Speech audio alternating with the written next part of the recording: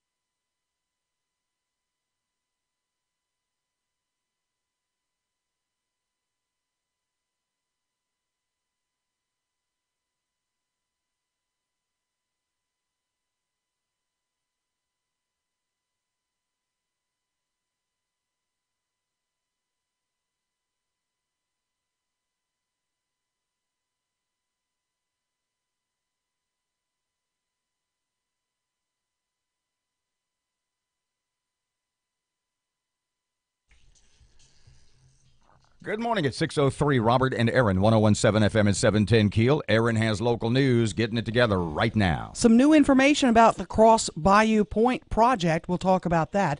A fatal hit-and-run accident in Shreveport early today, and police officers need more pay. Is the new information about Cross Bayou what we found out from Messrs. English and Chantenko yesterday? Of course. And we will replay a bit of that interview, plus a replay of our chat with... What's the Secretary of Corrections secretary's name? Jimmy LeBlanc. And is the Justice Reinvestment Act working? Fletcher in sports, traffic and weather. Kind of sound like you off the air. It's all coming up this hour, and it's right here on KEEL.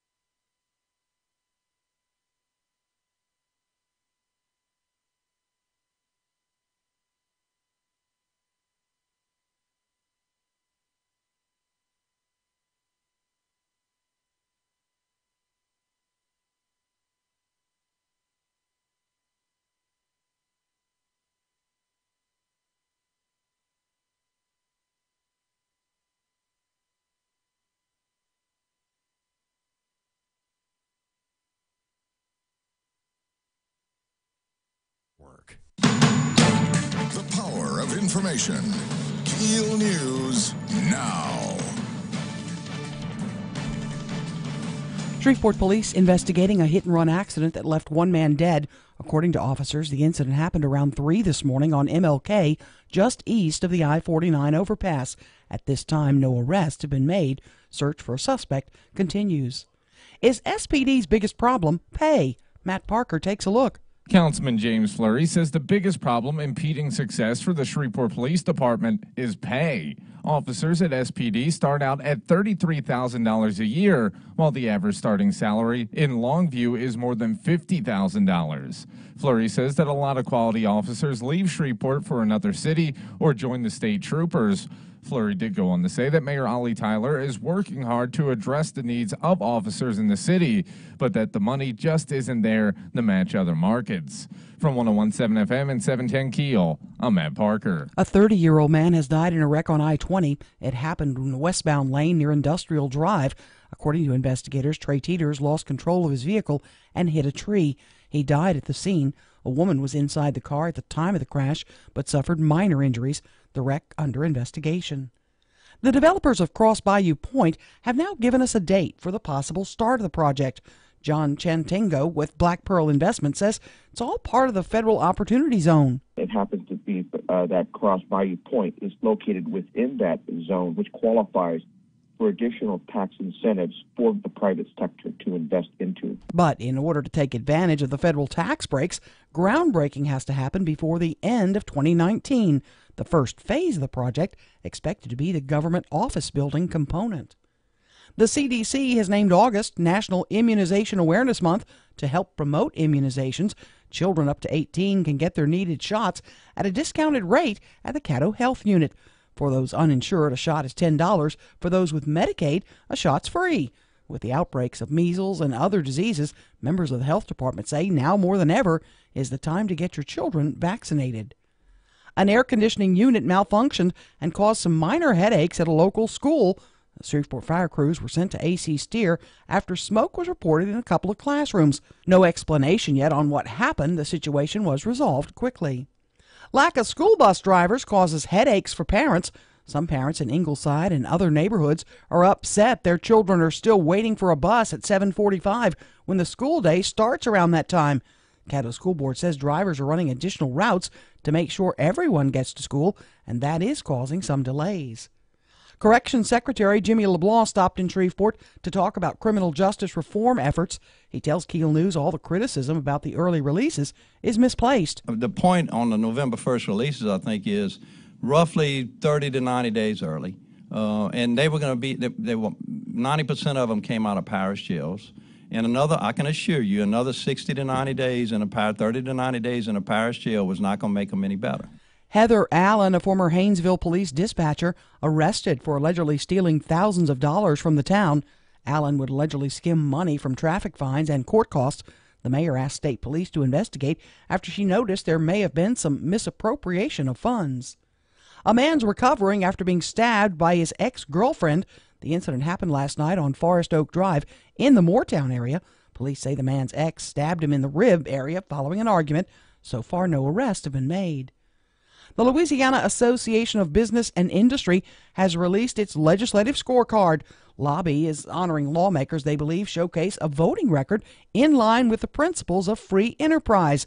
Lobby President Stephen Wagasback says over 40 lawmakers in the recent session scored a 90% or higher. Much has been written about the fiscal cliff over the last couple of years, but there are so many other important issues that the state needs to address to truly turn around its economy that we also wanted to highlight. Barksdale's Global Strike Command officially has a new leader. Four-star General Timothy Ray will take over the top spot from General Robin Rand, as Rand is retiring after 44 years of service.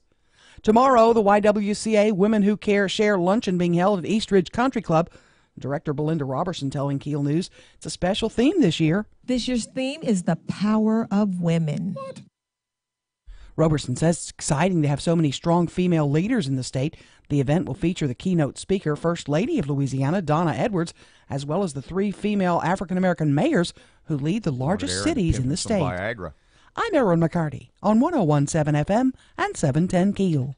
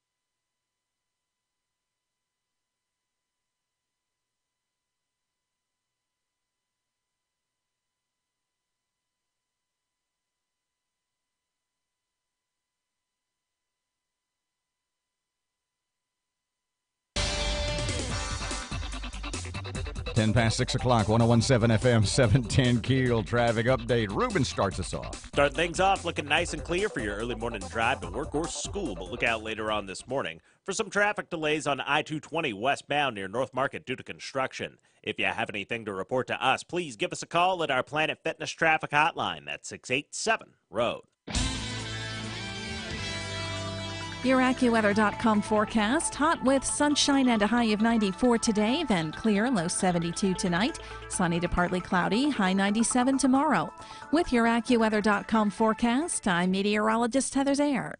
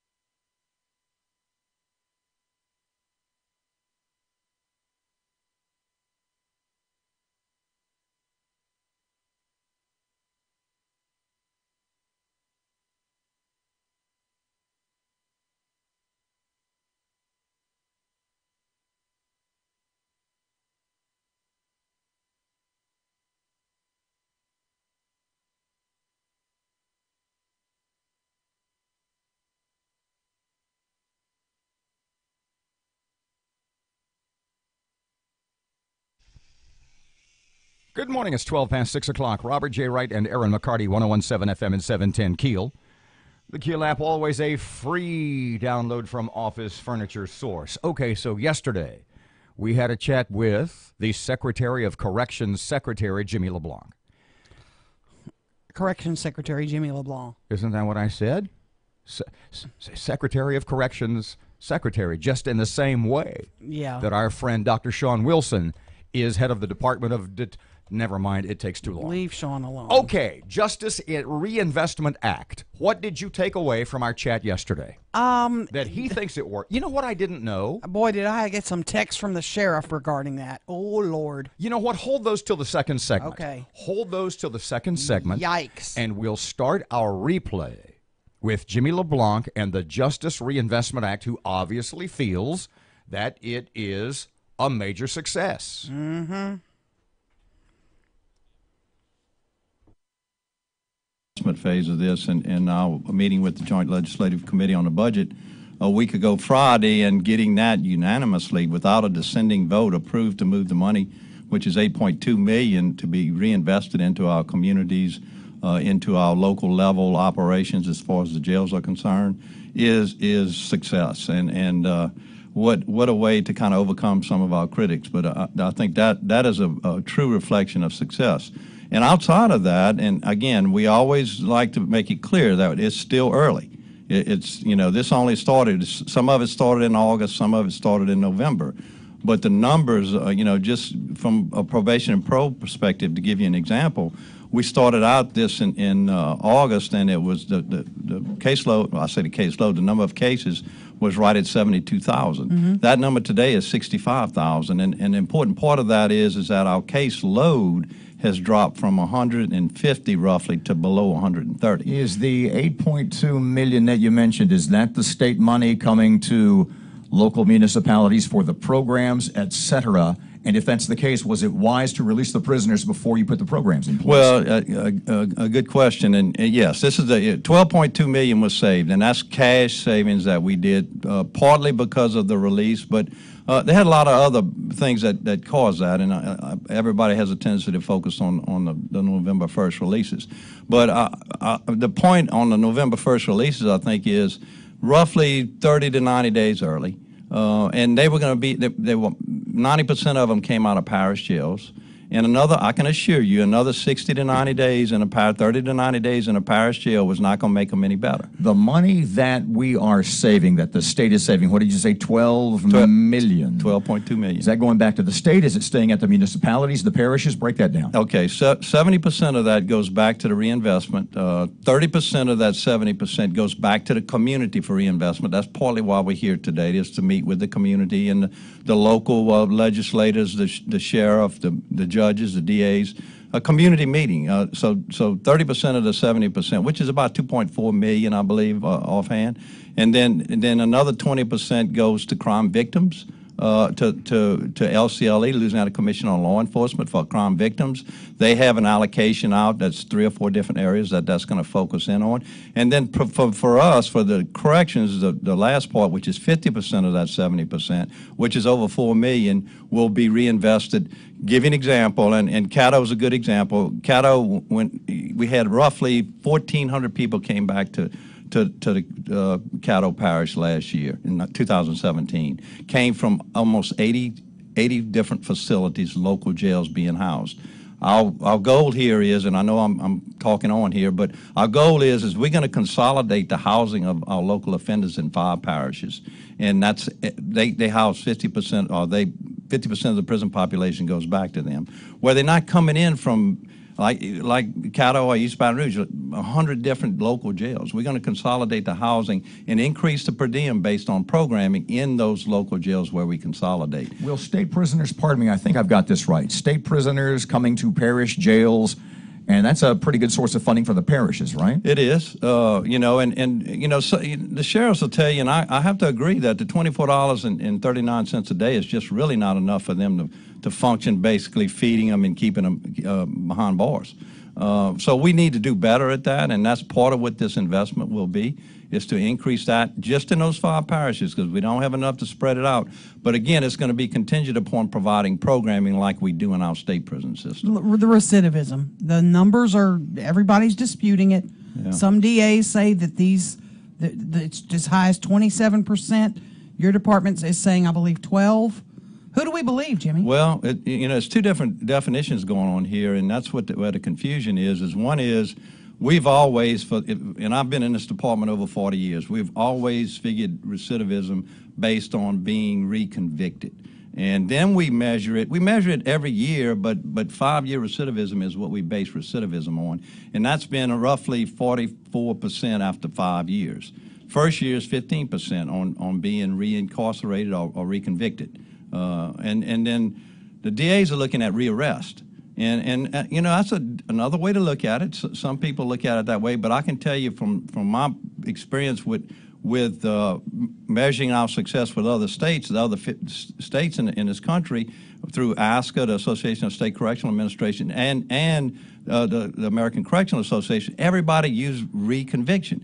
But the DAs are using rearrest. But the national average, real clear, the national average for rearrest in the first year, when it was a 30-year study done by a Bureau of Justice assistant, it is 44%.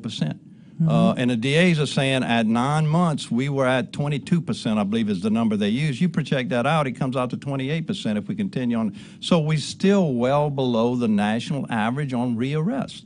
Senator Kennedy was very, very critical of your department, and he said of these early releases, 2 have committed murders, and there will be more. He said there will be more. How do you respond to his criticism? Well, you know, and he's right. One of them would have been out anyway. The other one would not have. But look, when you look, and I'm living East Baton Rouge Parish, so I look at the paper every day, and I have to as in my position as a citizen. I look at the people who've been arrested for murders and the people who have been arrested for committing the murder, and 9 times out of 10 they've been with us. They've been with us in some capacity, and that's the issue here. And 9 times out of 10 they've been in parish jails their whole time of incarceration. Mm-hmm. So that is not unusual. I mean, that's going to happen to us, unfortunately, and that's what we're after. That's the group that we're after in this investment phase, where we're going to focus in on those that we know that have a propensity to commit crime when they get out, and we have a law enforcement component of this. If recidivism is based on conviction rate and not arrest, and yet by its nature the Justice Reinvestment Act looks to not take as many criminals to trial, wouldn't the Justice Reinvestment Act by its nature lower the recidivism rate, and does that make it an untrue rate? Well, you know, look, we want more people prosecuted. There's an issue on the front end here that I think we all need to talk about and get on the table here, is that some of the 2 guys that committed the murders out there, when you look at their arrest record and their prosecution, I mean, they just, time after time, either suspended sentences or just weren't prosecuted when they got arrested. There should have been some things done on the front end. So the sentencing reform issue is not about not prosecuting. We want people prosecuted. We want to know that they are a violent offender. The problem is when they get to us, we have to base what they were convicted of on the recidivism. So the legislation that was passed is more about getting treatment on the front end. It's more about diversion than it is about not prosecuting people. And people with a drug problem have problems, and we need to face that issue in Louisiana. We need to provide, obviously, programs at the local level that we don't have today. Jim, we're talking to Jimmy LeBlanc, Corrections Secretary. Let me ask you this: when folks get out of jail early, or they've done their time, and you have programs in place, that's great to train them for jobs. But we need jobs in the state too. Are you working with other entities to help do that, to get these folks back in gainful employment? That's part of what today is about, is the business community is invited to this. We have transitional work programs where we have roughly 3,400 offenders that are working in the private sector today in businesses. So we know the businesses out there, and I don't know the number of businesses, but I can tell you it's over 300 or 400 businesses in this state already hiring the people that we need hired when they get out.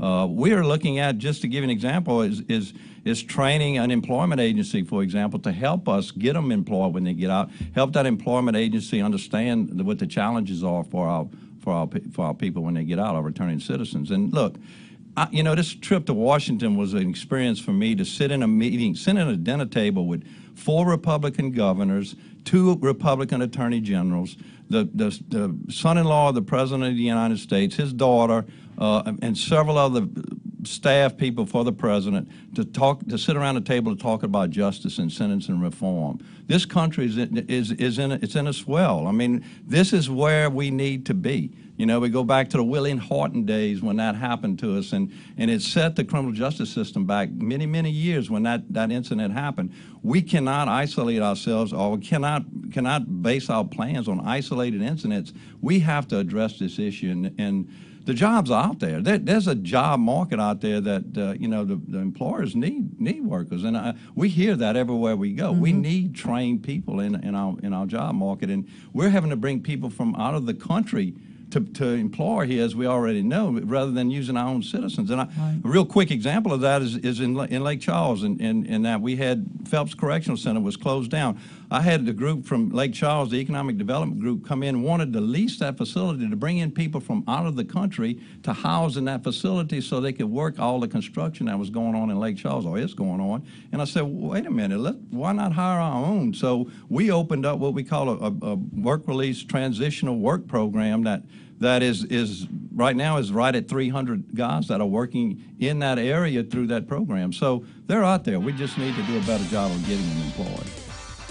101.7 FM and 710 Keel, 24 past 6 o'clock. Traffic time. Here's Ruben. Starting things off looking nice and clear for your early morning drive to work or school, but look out later on this morning for some traffic delays on I-220 westbound near North Market due to construction. If you have anything to report to us, please give us a call at our Planet Fitness traffic hotline. That's 687-ROAD. Your AccuWeather.com forecast, mostly sunny with a high of 94 today, clear with a low of 72 tonight, then sunny to partly cloudy and hot tomorrow, high 97.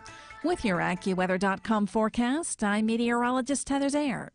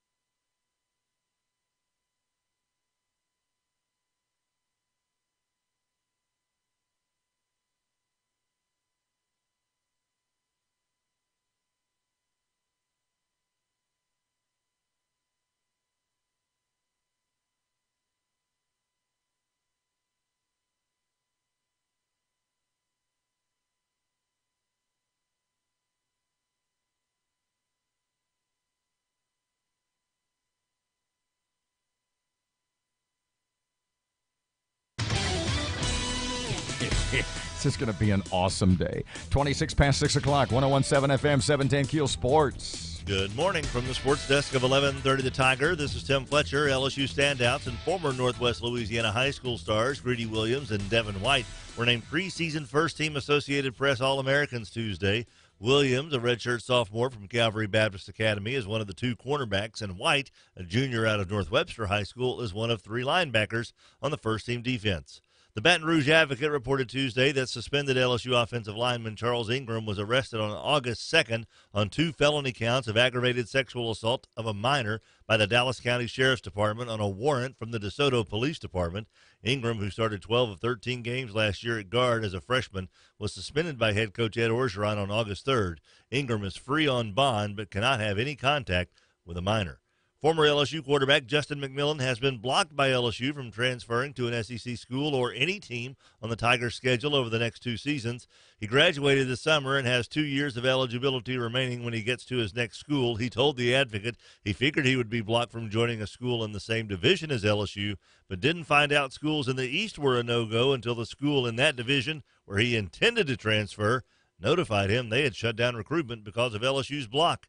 And the Astros and A's remain tied atop the American League West standings. The A's shut out the Rangers 6-zip.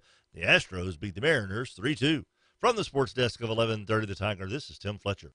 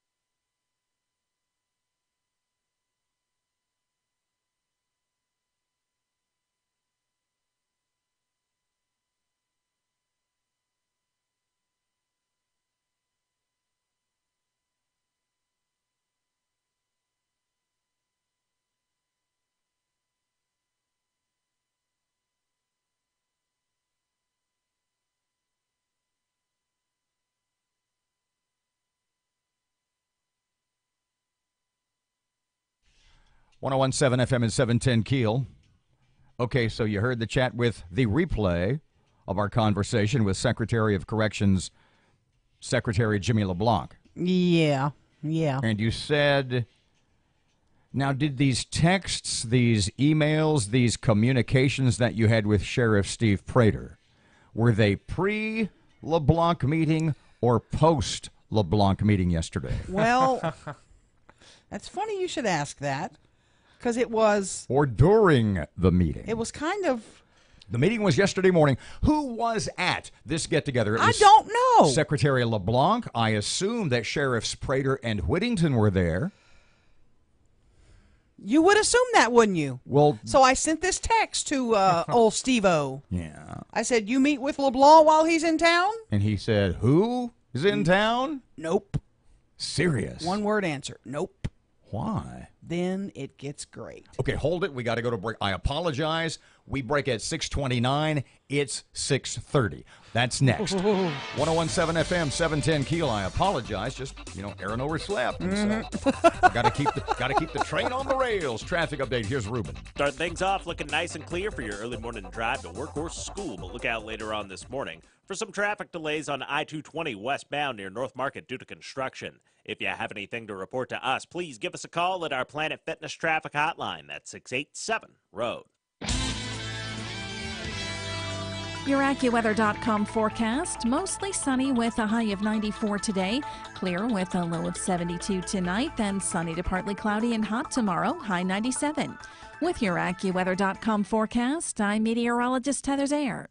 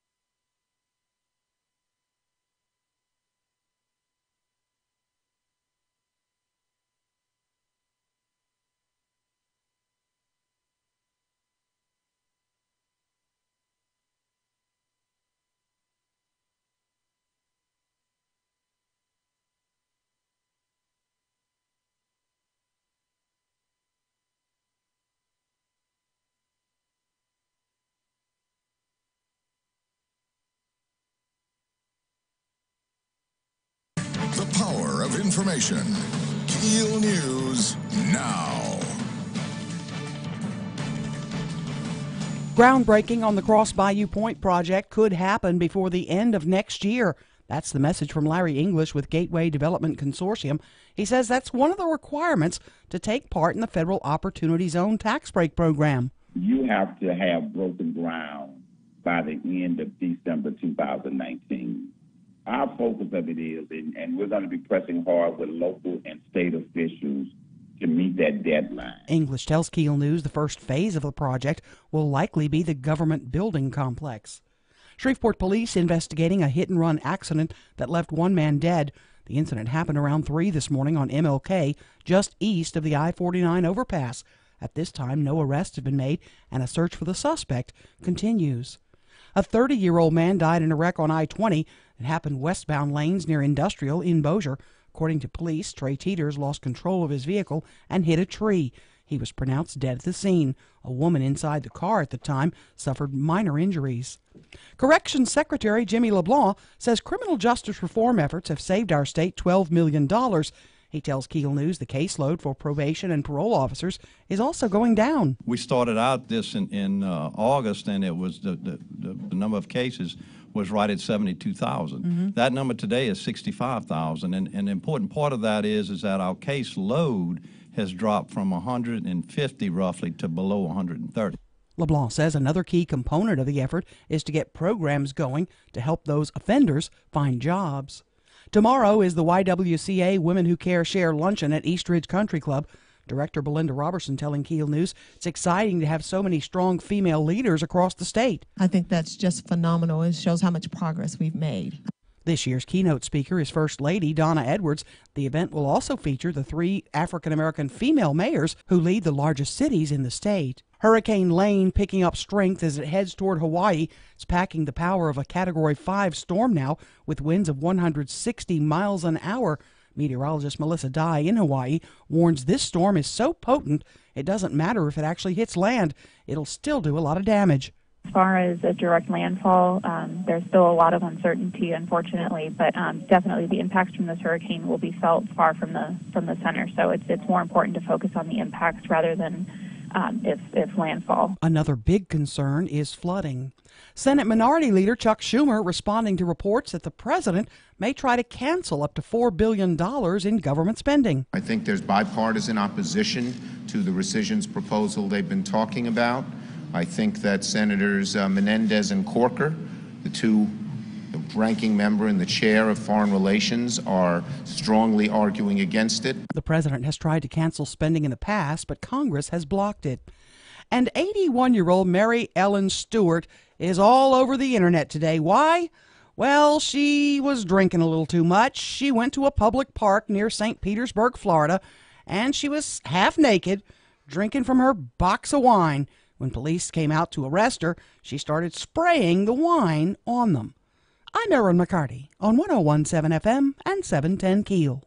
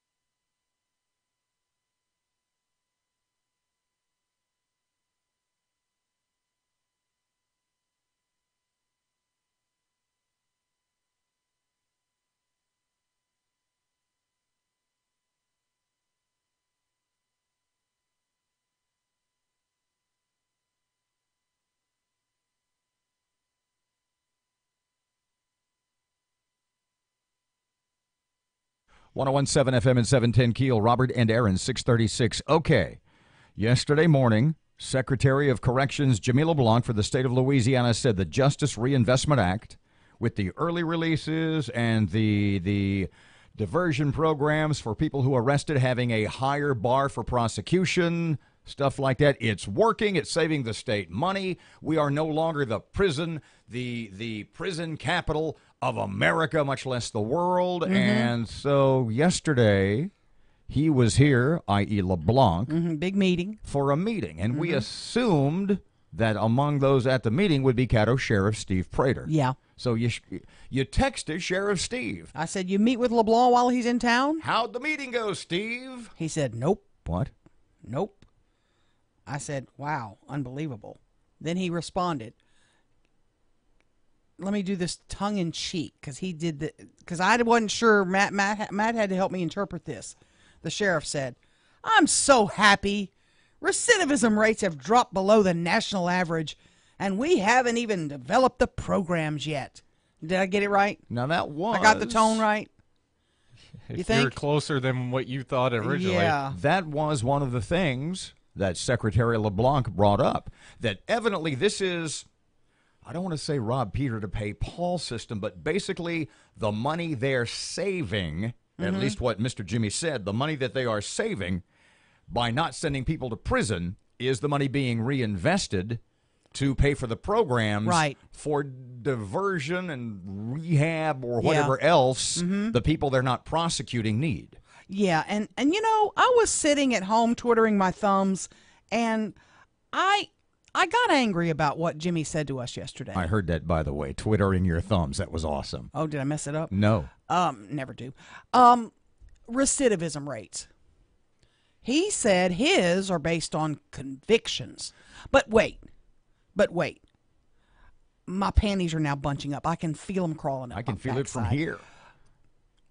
Don't you think of recidivism as if Robert J. Wright is released from jail and Robert J. Wright goes and commits another crime and is arrested again? Don't you think of that as a repeat offender? Well, here maybe you're not convicted yet, but you're back in we're back paying for your food. That to me is recidivism. Look at it from this point, is that because of the Justice Reinvestment Act, a lot of crimes that previously may have been prosecuted are not. So the bar for prosecution now is higher. So by its very nature, the recidivism rate is going to be lower because you're not prosecuting the same crimes that you were previously. So glad you mentioned that, because Sheriff Steve added this. He sent me some documents regarding the new minimums, and he said a home invasion with a gun was 5-year mandatory minimum. Now, 1-year minimum and can be probated. So you break into my home with a gun, you could be out at Walmart with me tomorrow. You could get probation. Then he says, listen to this, slipping a young girl a date rape drug or poisoning your mate is now considered nonviolent. What? So is threatening to kill you if you don't do something. A nonviolent crime. There's another one on here that just made me crazy. Let me find it. Go ahead, because we still got to replay Larry English and J.R. Chansensen. Listen to this. Go ahead. A drive-by shooting, if no one is hit, is now considered a non-violent crime. Did you text Steve about 710 yet? Did you text Mr. Steve about 710? Do that right now. Do that right now. Yeah. 1017 FM, 710 Keel, Cross Bayou Point, because they changed the name, make it sound fancier, to the degree they've put an E on the word point. J.R. Chantenko. The sheriff's listening, by the way. And Larry English. Our chat with them yesterday. What's new? What's the plan? We'll find out next. Here's Ruben on Keel. Still keeping a close eye on that major accident on Spring Street near Milam Street in downtown Shreveport. And we have some traffic delays on Barksdale Boulevard near Westgate Drive in Bossier City. If you have anything to report to us, please give us a call at our Planet Fitness traffic hotline. That's 687-ROAD. Your AccuWeather.com forecast, mostly sunny with a high of 94 today, clear with a low of 72 tonight, then sunny to partly cloudy and hot tomorrow, high 97. With your AccuWeather.com forecast, I'm meteorologist Heather Zayer.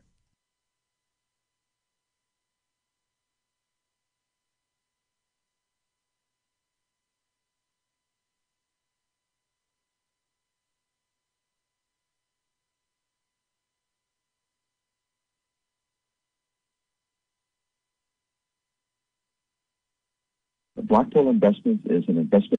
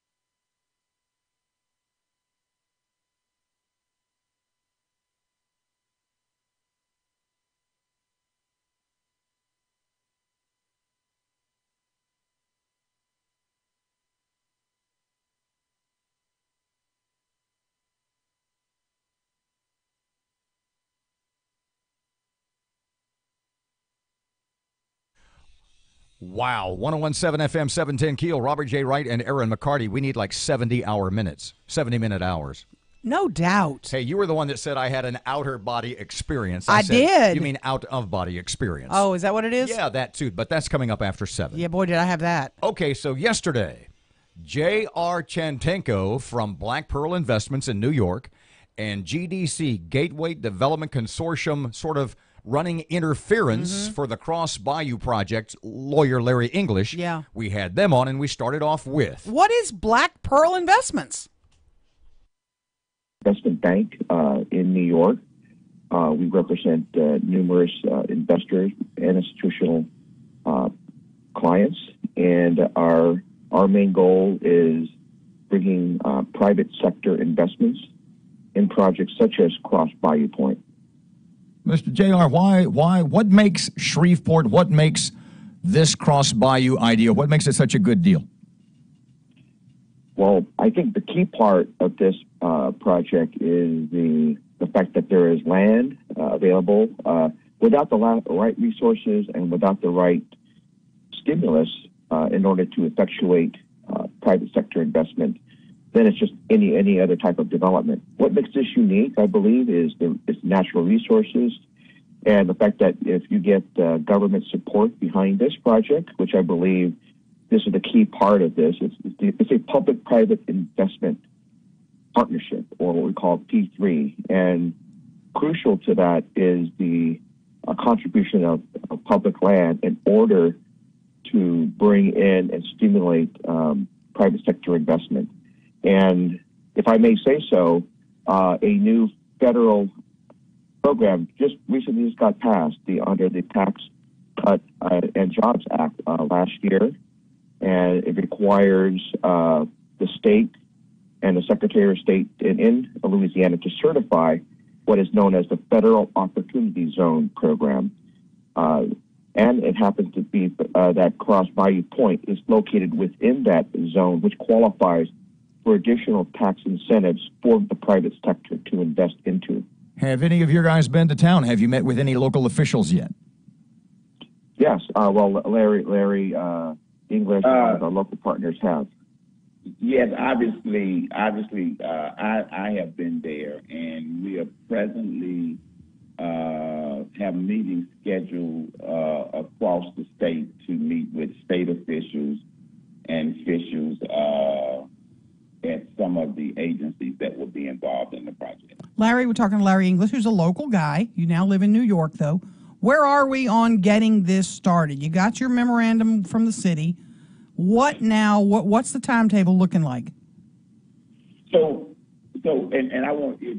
So because this project is in an opportunity zone, and we think that and JR can speak a little bit more in depth in that than I can. In order to take full advantage of the opportunity zone, you have to have broken ground by the end of December 2019. So our focus of it is, and we're going to be pressing hard with local and state officials to meet that deadline. Because if we meet that deadline, one of the issues that was always the local citizens were always asking is, how are you going to finance this project? The local politicians, pardon me, Mr. Larry, the local politicians, the local folks we've talked to said probably nothing is going to happen before the elections this fall. Do you agree with that? Well, the question that is yes and no, because this project is so complex, it's more than just the city involved. Okay? So we reached out to the Red River Waterway. It's the state of Louisiana. There's environmental issues going on. So in terms of breaking ground, no, we're not going to break ground until after the election is over with. But even if there was not an election in place, it's just not feasible on a project of this size and scope that you would break ground before the first or the second quarter next year. What's the first phase going to be, Larry? Obviously, in our mind, the first phase of this project is the municipal complex. We're talking to other tenants, potential game-changing tenants that I'm just not at liberty to talk about. But in our mind, we've always focused on that getting the state to work with us with the municipal complex as the anchor tenant is the key to the project. Excuse me, Mr. Larry, by municipal complex, you mean the state office building? The state office building, okay. Correct. Okay. Correct. JR, can we go back to the investment opportunities? Do you have players with their checkbooks out ready to invest in Cross Bayou? Let's just say that we have a short list of folks that we can go to. And by the way, this is just one of many programs that's in our toolbox. So in public-private finance, not only do we have this new Opportunity Zone program, but we have established programs. Our firm is experienced and has been involved in what is known as the low-income housing tax credits. We've also been involved in new market tax credits, as well as the EB5 capital program. So there are additional quasi-government programs that are also tools we can utilize in order to bring to bear for this project. Not only that, but I believe our firm had put together financing through HUD, one of the largest agency lenders in the country, Greystone Servicing, had put together a letter of interest in order to help finance just the residential components of this project. So we have already key investors and players that are lining up, and we believe we'll have many more to come. So Erin, if I could just address your question and try to be because you both chuckled when I asked you about checkbooks. No. Because let me tell you why. Let me tell you why I chuckled. So we're talking about going to the private sector and asking them to invest a substantial amount of money in this project. There is a level of due diligence that just has to be done before someone will write us a check. For instance, we're still dealing with the fact that this whole site is a brownfield site. Sure. Okay. Mm-hmm. We are working with the state is giving us access to all of their information. We're getting information from the city of Shreveport in terms of that there are a couple of private landowners involved.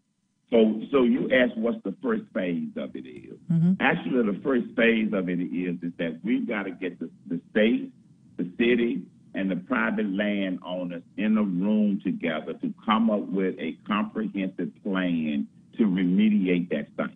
So if I'm an investor, no matter how excited I am, and the investors, trust me when I tell you, There's excitement about that project. I'm not going to write a check until there are some issues that need to be solved. Gotcha. Number one, okay, Mm-hmm. right? Right. The other side of it is that, you know, although we've gotten the support of the majority of the city council, obviously we are in a mayor's race, okay? And JR can speak to this, an investor would have liked to at least know who the new mayor is going to be. Sure. Okay? So there's a lot of technical issues that we have to deal with. So assuming that and we're having those conversations, assuming that the state, we can get the state on board with the municipal complex, all of those relationships have to be worked out. Larry, let me ask you this. JR mentioned low-income housing. That's kind of an elephant in the room. I want to live on the Red River. I want to buy a townhouse at Cross Bayou. I don't want to live next to a housing complex. You know what I mean? In our old minds, what we used to think of as how are you guys going to balance that? So what's interesting is that government, and JR can speak to this, those agencies so we're talking about affordable housing, those agencies that will finance affordable housing, they don't finance what's called traditional projects anymore. That's not what they do. Right. What they finance is mixed use. They won't. And the word low income is the inappropriate word. The word is affordable housing. So what we are targeting is, Erin, you have a lot of money, so you're going to want to buy a new $400,000 penthouse overlooking the river and spectacular views of the city. That's where I am. Yep. But there's other people that are just working class people. So when we talk about low income, we're talking about working class people who work a 9 to 5. But guess what? They like to live on Cross Bayou also. They like to go out and kayak with their children also. So we intend to build a mixed use with high-end residential, but working class, because we want this to be a typical urban neighborhood that is diverse, that has different levels of income, and that we don't want it. It's unfair to a working class resident to go take their resources from the city and build a project that they don't benefit from. Mr. Larry, we've spoken before, pardon me, we've spoken before about what you guys are in the end are going to want from the city. And what you said previously is you've talked about the EPA and the sort of the environmental survey and the cleanup and infrastructure. Have you been able to, at this point, put a price tag on what you are going to want from the city of Shreveport? No, because we're still assembling all of the data. For instance, on the brownfield issue, obviously the value of the land is what the value of the land is, and we've not yet set a cost of the value of the land. But the way you can look at the value of the land is that it's a net gain for the city. JR can address this from the standpoint that most of that land is sitting vacant right now, so it's costing the city to maintain it. So there's probably that value, and obviously the infrastructure.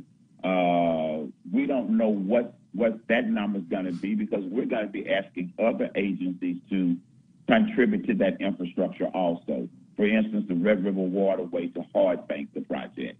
And as I said to you in the past, because we are in an urban core, the infrastructure, putting in infrastructure is going to be significantly less than what it might be on other developments out on the outer edges of the city. 101.7 FM, 710 Keel traffic time. Ruben's here. Still keeping a close eye on that major accident on Spring Street near Milam Street in downtown Shreveport. And we have some traffic delays on Barksdale Boulevard near Westgate Drive in Bossier City. If you have anything to report to us, please give us a call at our Planet Fitness traffic hotline. That's 687-ROAD. Your AccuWeather.com forecast, mostly sunny with a high of 94 today, clear with a low of 72 tonight, then sunny to partly cloudy and hot tomorrow, high 97. With your AccuWeather.com forecast, I'm meteorologist Heather Zayer.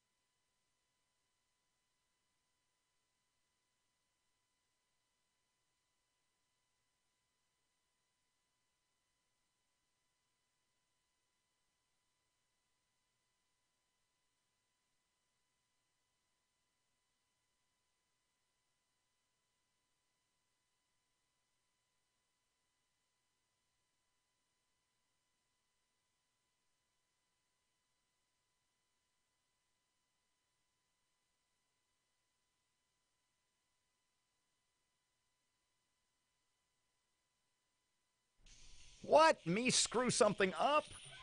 You got to be responsible here, man. Slim chance. 1017 FM and 710 Keel. Robert J. Wright and Erin McCarty. Okay, coming up just after 7 o'clock, Caddo Parish Sheriff Steve Prater. What is this about?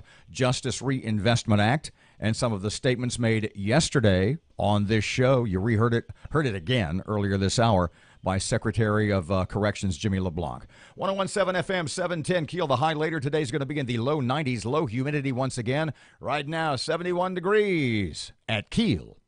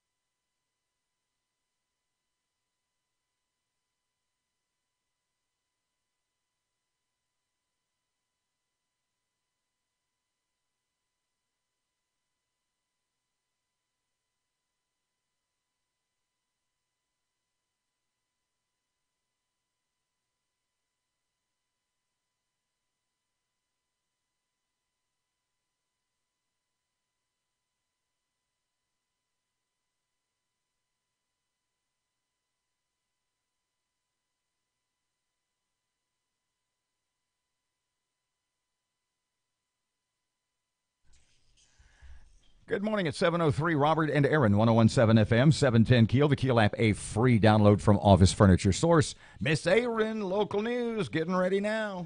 Hit and run crash leaves a man dead. We'll talk more about that. A little more information about the Cross Bayou Point project. We'll talk about that as well. And the mayors of New Orleans, Baton Rouge, and Shreveport all getting together for a big event tomorrow. So, Secretary of Corrections Jimmy LeBlanc says that the Justice Reinvestment Act is awesome. Sheriff Steve Prater, Caddo Parish guy, says maybe not so much. He will tell us why in less than 10 minutes. Fletcher in sports and traffic and weather, and it's all coming up this hour, and it's right here on KEEL.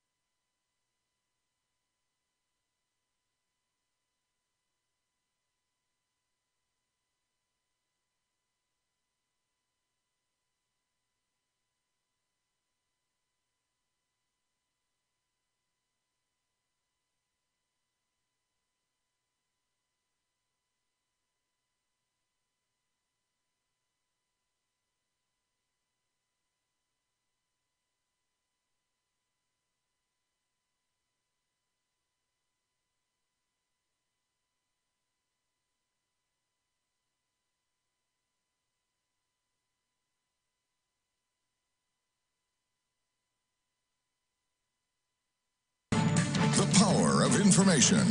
KEEL News now. Shreveport police investigating a hit-and-run crash that left a man dead. It happened around 3 this morning on MLK, just east of the I-49 overpass. No arrests have been made at this point. In Bossier, a 30-year-old man died in a crash on I-20. It happened in the westbound lanes near Industrial Drive. Trey Teeters apparently lost control of his car and hit a tree. He was pronounced dead at the scene. A passenger in that car suffered minor injuries. The developers of Cross Bayou Point have now given us a date for the start of the project. The possible start, that is. Larry English with Gateway Development Consortium telling KEEL News he's hoping to break ground by the end of next year. This project is so complex, it's more than just the city involved.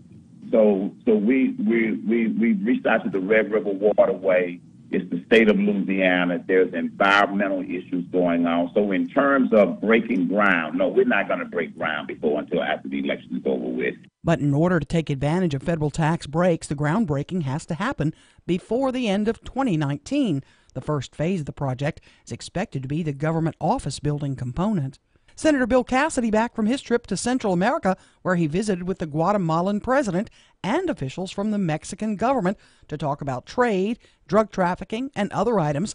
Cassidy says he talked drug trafficking with Mexico's newly elected administration, where both agreed to a new tactic was needed to fight the cartels. If we can follow the money, it's not the supply, it's not the demand, it is the financing of the drug trade. I also say if we in the United States can confiscate that money, we can use that money to build a wall. He says the trip helped build relations with countries that will be key trading partners for Louisiana going forward. The Louisiana Department of Children and Family Services is touring the Bayou State, holding open community conversations with Secretary Marquetta Garner Walters, addressing issues relating to child welfare and poverty. She says there are tour stops in several cities in South Louisiana this week, but the road trip doesn't end there. Next week, we'll be in North Louisiana, in Alexandria and Shreveport and Ruston and Monroe. So we'll be all across North Louisiana next week. Walter says the goal is to showcase to residents around the state what the department has accomplished under the administration of Governor Edwards. Tomorrow is the YWCA Women Who Care Share Luncheon. Director Belinda Robertson tells us who we can expect to see. Our special guest or keynote speaker will be Donna Edwards. In addition to the First Lady of Louisiana, we also have the 3 mayors of the 3 largest cities in the state. She says this year's theme is the power of women. It's happening at East Ridge Country Club. They're calling it Redneck Uber. The video's gone viral. It shows a big pickup truck, and in the back, an elderly woman's in a wheelchair. The woman's accompanied in the back of the truck by a couple of pieces of lumber, a tire, and what appears to be a traffic cone. I'm Erin McCarty on 101.7 FM and 710 KEEL.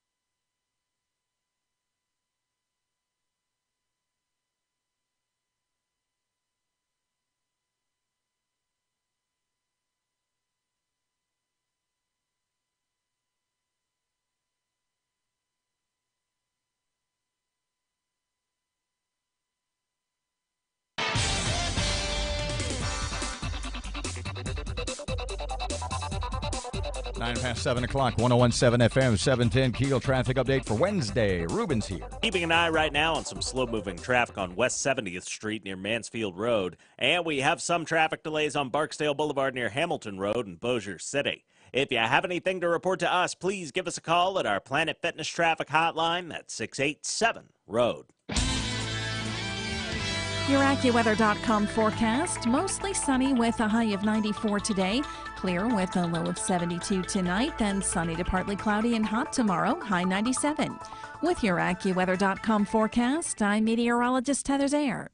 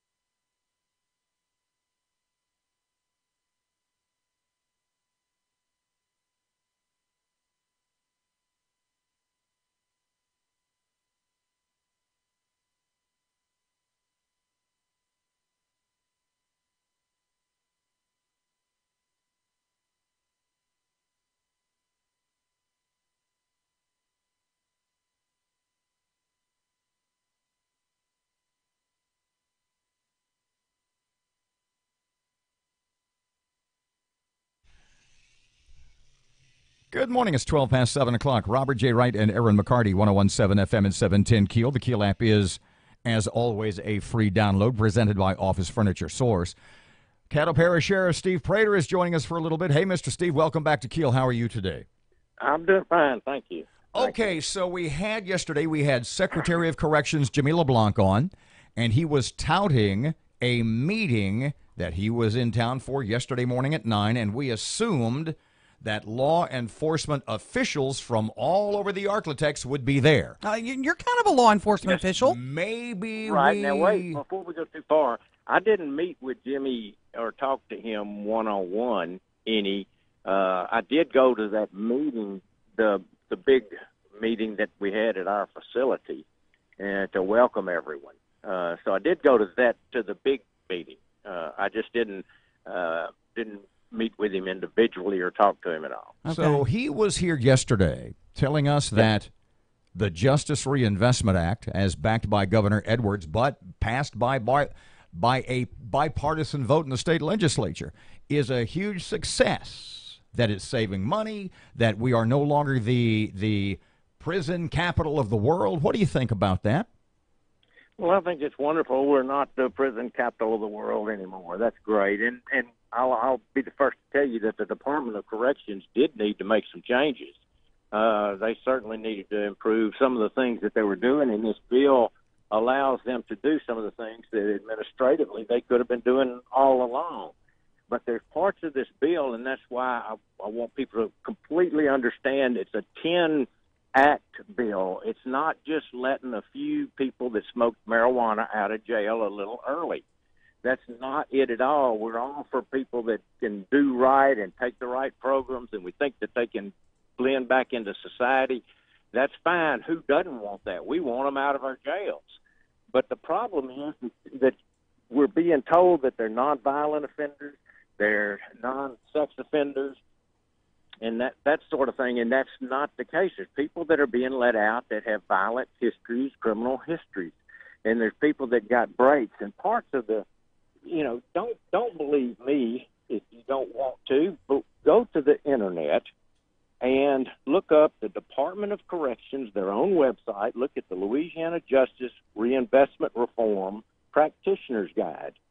And then go to page 6, and it's got a recap of all the bills in there, and it's got laid out in this booklet everything that changed. You sent me some examples of things that you and I consider pretty violent that are non-violent. Go over some that are now considered non-violent. Okay. Go over some of those that are just kind of shocking.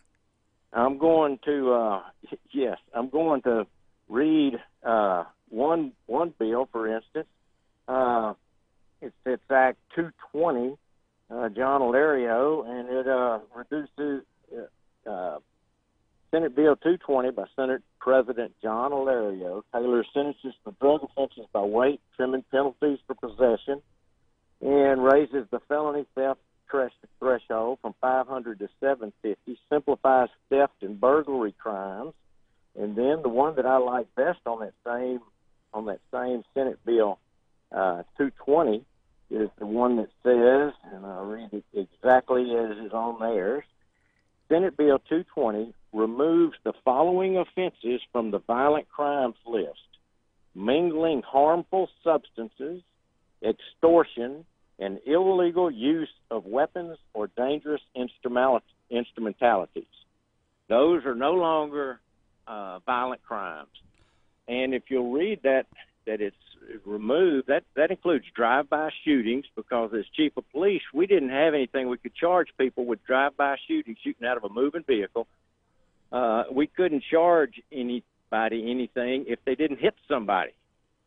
And so the only thing we could charge them with was illegal use of a firearm in the city limits, or illegal shooting a firearm in the city limits. So literally it was the equivalent of if they just won the lottery and fired a gun into the air, right? Right. And so I had this bill changed. I worked hard to get that done, to put that on there, that people that drive by and happen to miss you, that's still a violent crime. Or people that slip, say if your daughter's at a bar or your wife is at a bar and somebody slips a date rape drug in there or tries to poison someone, that's not a violent crime any longer. Excuse me, Mr. Steve, one of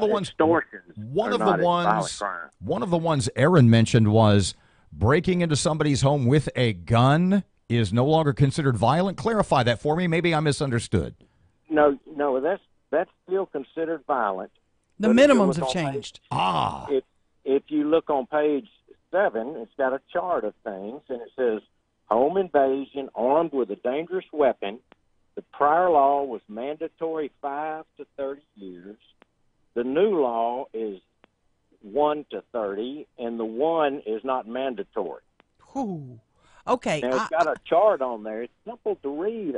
I just want everyone to go and read this, and you'll see the parts that really are disturbing to me, like your third nonviolent felony. Say, for instance, a person burglarizes a home, and then he gets caught and convicted. He gets out, he burglarizes 10 homes, and he's caught, and he pleads guilty to 1 burglary.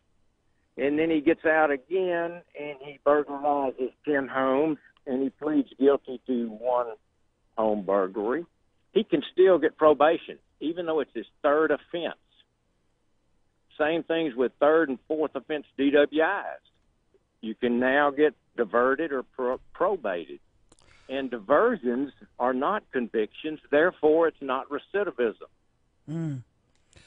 So the problem is it's like you got, just because if you got pimples and you call them measles or you call them freckles, nothing's going to change. You still got pimples. And we're just changing the names of some of these things. Sheriff, let me ask you this, because I know you're thrilled to have all this happening. All this savings of money, we've started all these great programs to help all these inmates, and all these folks are now going to have jobs. That's going on, right? No. We're designing the bus while we're driving the bus. And somebody's going to get killed. People are getting killed when you start operating like that. You can't. The programs are. We're not doing anything differently than we were a year ago when these people were released. We had the first reentry program, and we started back in, I think, 5 years ago at CCC, because we've been trying to help people not come back to see us for as long as I can remember, because that's the humane thing, and it's the sensible and logical thing financially, and just morally the right thing to do. What do So you we've know been about the doing it. programs that are coming and the money that is supposed to be coming? Look at the last page. I believe it's next to the last page of what I've given you, the practitioner's guide, which is put out by the Department of Corrections. And it says that 20% will go to Office of Juvenile Justice Strategic Investments. I don't know what that is. 25% will go to DOC Strategic Investments. 10% will go to grants for victim services. 10% goes to the victim services. 15% goes to community grants. And 30% goes back into the general fund for our legislators and our governor to spend. Oh, boy. So look on the page 38 of that. I'm just encouraging the listeners and the media, which I can't get any of our local media to care about this. All they want to do is to say that a few people are getting out of jail a little bit early, and that's great, and everything's fine.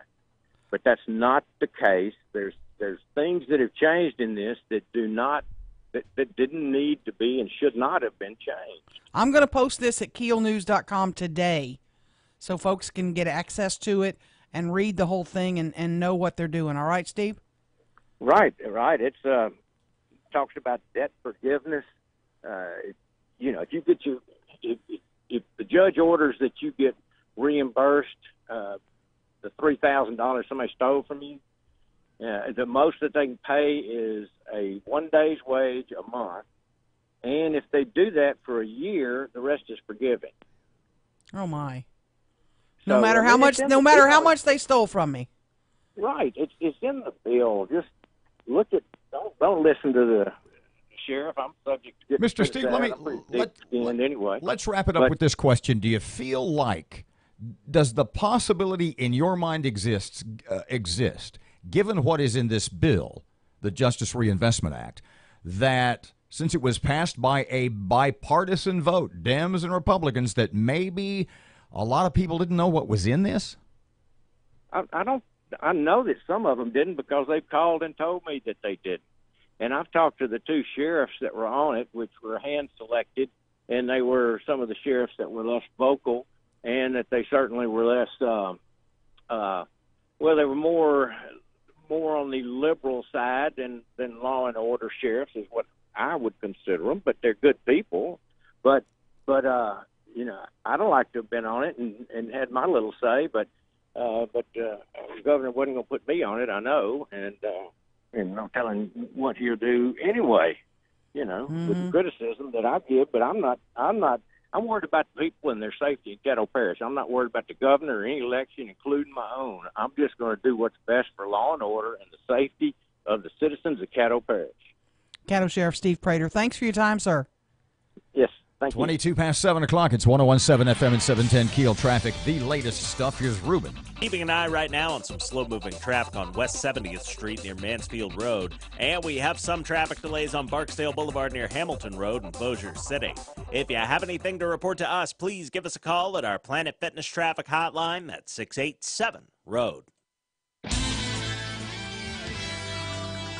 Your AccuWeather.com forecast, mostly sunny with a high of 94 today, clear with a low of 72 tonight, then sunny to partly cloudy and hot tomorrow, high 97. With your AccuWeather.com forecast, I'm meteorologist Heather Zayer.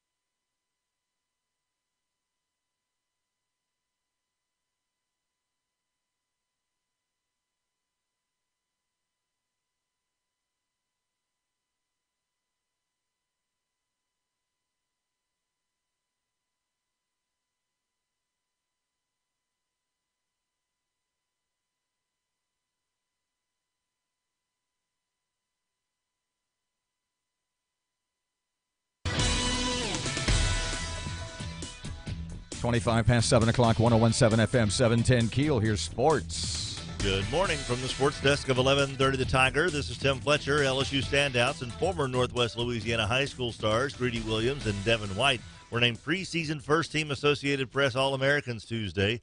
Williams, a redshirt sophomore from Calvary Baptist Academy, is one of the two cornerbacks, and White, a junior out of North Webster High School, is one of three linebackers on the first-team defense. The Baton Rouge Advocate reported Tuesday that suspended LSU offensive lineman Charles Ingram was arrested on August 2nd on 2 felony counts of aggravated sexual assault of a minor by the Dallas County Sheriff's Department on a warrant from the DeSoto Police Department. Ingram, who started 12 of 13 games last year at guard as a freshman, was suspended by head coach Ed Orgeron on August 3rd. Ingram is free on bond but cannot have any contact with a minor. Former LSU quarterback Justin McMillan has been blocked by LSU from transferring to an SEC school or any team on the Tigers' schedule over the next 2 seasons. He graduated this summer and has 2 years of eligibility remaining when he gets to his next school. He told the Advocate he figured he would be blocked from joining a school in the same division as LSU, but didn't find out schools in the East were a no-go until the school in that division, where he intended to transfer, notified him they had shut down recruitment because of LSU's block. And the Astros and A's remain tied atop the American League West standings. The A's shut out the Rangers 6-zip. The Astros beat the Mariners 3-2. From the sports desk of 1130 The Tiger, this is Tim Fletcher.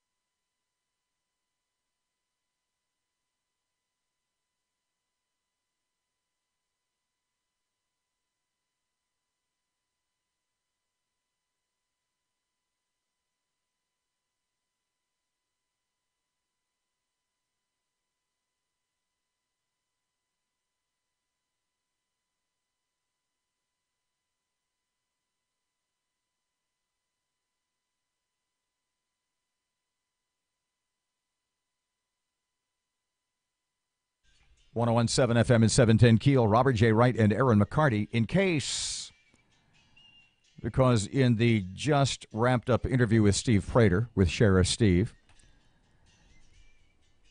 review some of the texts that you got from him yesterday. You're going to put the link to the actual Justice Reinvestment Act. Yeah, so you can go read everything he was referring to. But review some of what are now called, there is both a reclassification of violent to nonviolent crimes, and then there's a lot of sentence reduction, right? Yep, one of the reductions is, let's envision someone busting your home with a gun.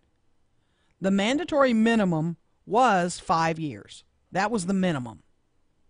Now, the minimum for that can be 1 year, and that could actually be probated. So they could bust in your home with a gun, terrorize your family, steal your stuff, and get probation. Is that what we want? That's what we got. Extortion, dangerous substances, and illegal use of a weapon taken off the violent felonies list. So if someone drives by the radio station today and shoots at the station, it's basically a property crime. Yeah, it's illegal use of a weapon. It's not a felony. There was a couple of others. Do you have time for those? Yeah. Slipping someone a date rape drug or poisoning your mate is now considered nonviolent. So is threatening to kill you if you don't do something. That's now a nonviolent crime. it just goes on and on.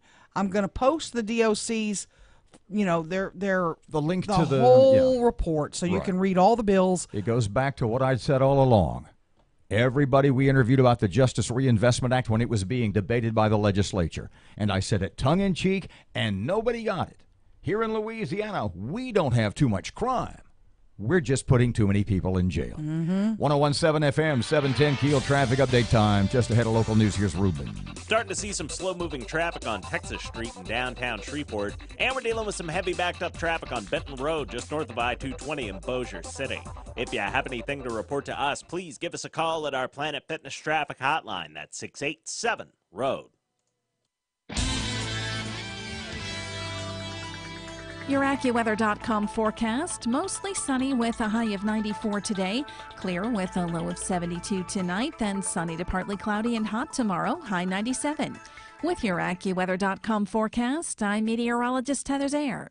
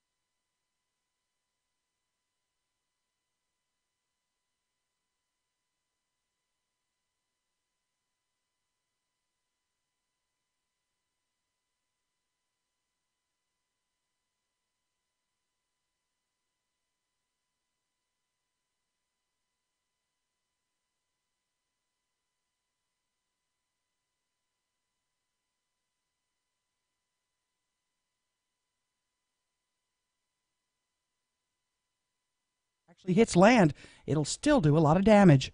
As far as a direct landfall, there's still a lot of uncertainty, unfortunately, but definitely the impacts from this hurricane will be felt far from the center. So it's more important to focus on the impacts rather than if landfall. Another big concern is flooding.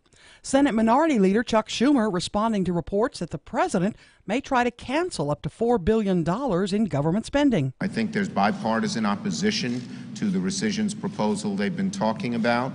I think that Senators Menendez and Corker, the two, the ranking member and the chair of Foreign Relations, are strongly arguing against it. The president has tried to cancel spending in the past, but Congress has blocked it. And 81-year-old Mary Ellen Stewart is all over the internet today. Why? Well, she was drinking a little too much. She went to a public park near St. Petersburg, Florida, and she was half naked, drinking from her box of wine. When police came out to arrest her, she started spraying the wine on them. I'm Erin McCarty on 101.7 FM and 710 KEEL.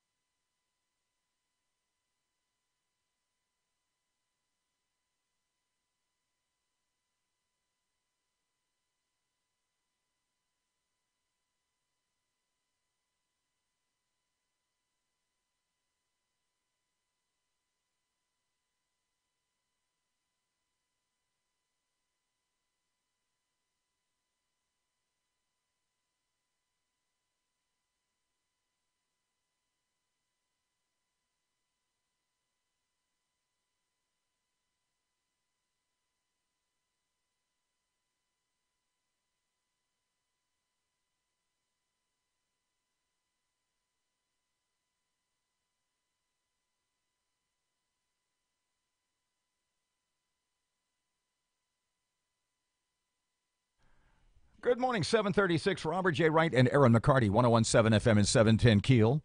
Shreveport Security Systems text line 318-392-1884. Lisa Johnson, President, Bossier Chamber. Hey, Miss Lisa, welcome back to KEEL. How are you this morning? I'm good. How are y'all doing today? You guys got a big deal going on today. What is it, a legislative summit / luncheon at CenturyLink Center? Tell us about who's going to be there. What are you going to talk about? Oh, yeah, it's a big day. It's an annual event that we have each year with our community partners within the chamber and economic development areas. And the business community comes together to hear from federal and state stakeholders to hear what's going on and so that we can bridge that gap. So today we have, for a federal update, we have Congressman Mike Johnson, who will be speaking with us. And then for state of the state address and update, we have the Chief of Staff, Mark Cooper from the Governor's Office will be with us, who happens to also be a Parkway High graduate, so we're pretty excited about that. And Secretary Pearson from the Economic Development will be with us. And then from the Department of Revenue, Secretary Kimberly Robinson, to talk to us about fiscal matters, and she'll probably hit on the new internet tax and things like that. So it's really important for us to have this event each year. Lisa, can folks still get tickets if they just show up today? They can try. We are sold out, but sometimes there are no shows. But what they can do, Erin, is that they can go to the Bossier Chamber of Commerce Facebook page, and they can watch it live on Facebook. Okay. So we will be streaming it live today for those that were not able to get in and to make it. And because it is critical and very, very important that everyone hear this message. And it's critical for those state officials to hear that we have we need a place at the table when it comes to making those decisions for the state of Louisiana. Will folks get a chance to ask questions? They may or may not. It's a pretty full agenda, and so not really anticipating Q&A, but if we have time for that, we will. And of course, our speakers will be available for some media interviews after the event. It's CenturyLink Center. I suggest we open the second level. What do you think? I suggest we do. And you know what, Robert? I really wish that we would have to do that our civilians, the constituents in the areas, and the voters understood what role they need to play in state fiscal reform and state policy. And sometimes we just tend to forget that, I don't have a voice, and everybody has a voice, and they need to be in attendance. They need to be asking questions, and they need to be having comments if we're going to together move the great state of Louisiana forward. Lisa Johnson, Bossier Chamber, thanks for your time, lady. Thank you. Y'all have a great day. Good morning, 739. It's 101.7 FM and 710 KEEL. The KEEL app presented by Office Furniture Source, a free download. Here's Ruben. The intersection at Uri Drive and Southfield Road's dealing with some slow-moving traffic right now. And we have some traffic delays on Airline Drive near Green Acres Boulevard in Bossier City. If you have anything to report to us, please give us a call at our Planet Fitness traffic hotline. That's 687-ROAD. Your AccuWeather.com forecast, mostly sunny with a high of 94 today, clear with a low of 72 tonight, then sunny to partly cloudy and hot tomorrow, high 97. With your AccuWeather.com forecast, I'm meteorologist Heather Zayer.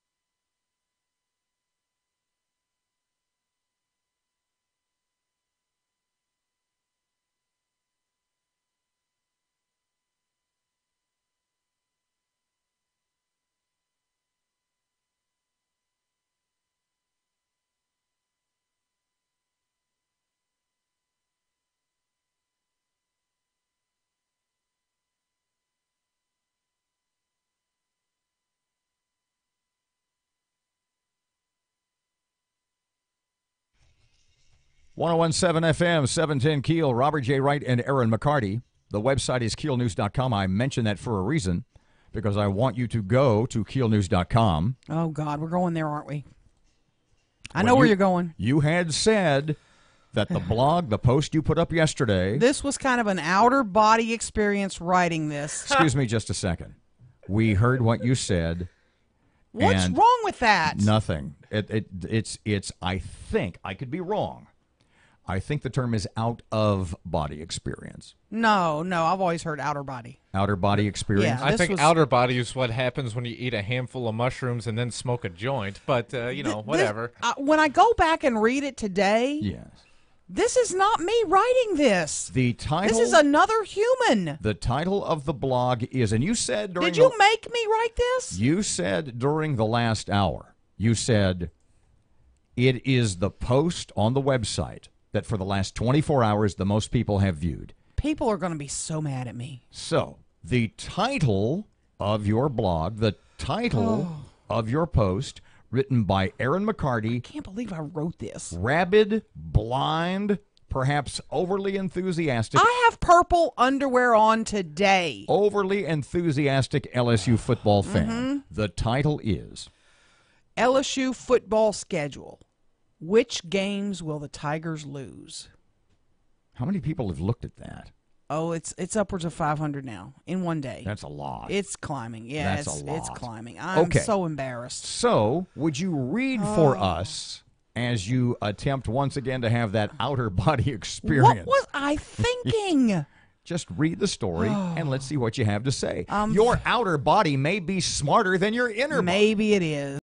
Inner body's shaking right now. I'm very concerned about the LSU football team this year. Tell us why. 2 of our 4 quarterbacks are moving on. But they were the numbers 3 and 4 guys. But you know how LSU's quarterbacks are. Pardon me, that's like a radio station. Your overnight guy leaves, you don't shut it down. The LSU number 1 quarterback today could be at Mr. Getty's serving pizza tomorrow. Oh, man. That's kind of how it works. Kind of cold. Yeah. Like the pizza. Lowell Narcisse and Justin McMillan have quit the team and will no longer be donning purple and gold. This leaves us with Joe Burrow and Miles Brennan. I'm not real confident in either of these guys. During a recent scrimmage, Burrow, who transferred from Ohio, completed 10 of 24 passes for 124 yards, while the sophomore Miles Brennan was 5 of 19 for 47 yards with an interception. This just won't cut it in the SEC West. Vegas odds makers say LSU could have a tough year. The bookies say the Tigers will be lucky to win 7 games. And the Bayou Bengals do have one of the toughest schedules in the SEC, if not the nation. We'll get visits from both Georgia and Alabama, the 2 teams that were in the national championship game from last year. The Tigers also hit the road to face a tough Auburn team. You have to add Florida to the mix, which is a road game to the Swamp for the Tigers. The season opener is on the road to a neutral site, as the Tigers will take on the Miami Hurricanes in Dallas. Who almost made that Final Four last year. Yeah. Go ahead. My LSU fans will probably be mad at me, but I think here's where I went outer. Pardon me. Here's where we get I out of here. suspect LSU fans, similar to yourself, when they have their own outer body experience, as you phrased it, probably are far more of them are in agreement with you than they would care to admit. They're not going to admit it publicly. They're not going to have that outer. They're just having it inner. I think the Tigers will. This is like a belly button. Will only win 6 games this year. Who are you? I did not think that earlier this summer. I really had high hopes. But with this quarterback juggling so late in the year, I am afraid we are in for some trouble. So you're looking at a, Here's my wins and losses. Hold on. You're looking at, Erin McCarty, when you have that sober moment, and I don't mean that in a... Was I drinking box wine yesterday or something? I don't mean that. Put your shirt on. You're scaring the bus boy. So the point I'm making here is that you suspect it is your prediction, at least in this blog from yesterday, 6-6, that the Tigers will go, that your beloved LSU Bengals will go 6-6. Here's our losses. You ready? Well, just go down the schedule. Okay, schedule. Miami, loss.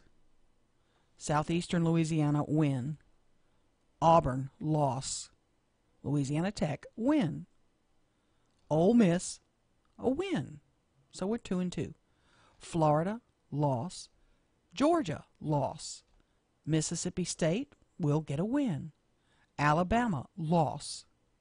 Arkansas will win. Rice will win. Okay. Texas A&M, we're going to lose to finish the season. I got to tell you, I'm not disagreeing 100%. I would flip-flop Arkansas and A&M.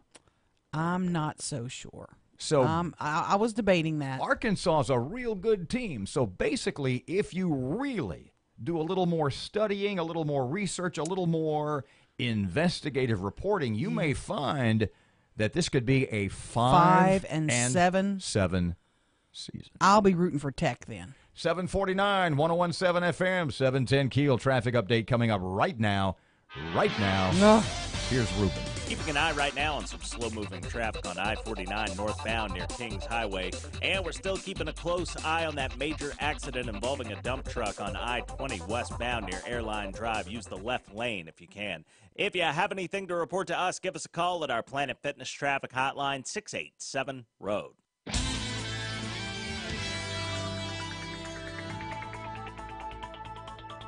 Your AccuWeather.com forecast. Hot with sunshine and a high of 94 today, then clear, low 72 tonight. Sunny to partly cloudy, high 97 tomorrow. With your AccuWeather.com forecast, I'm meteorologist Heather Zayer.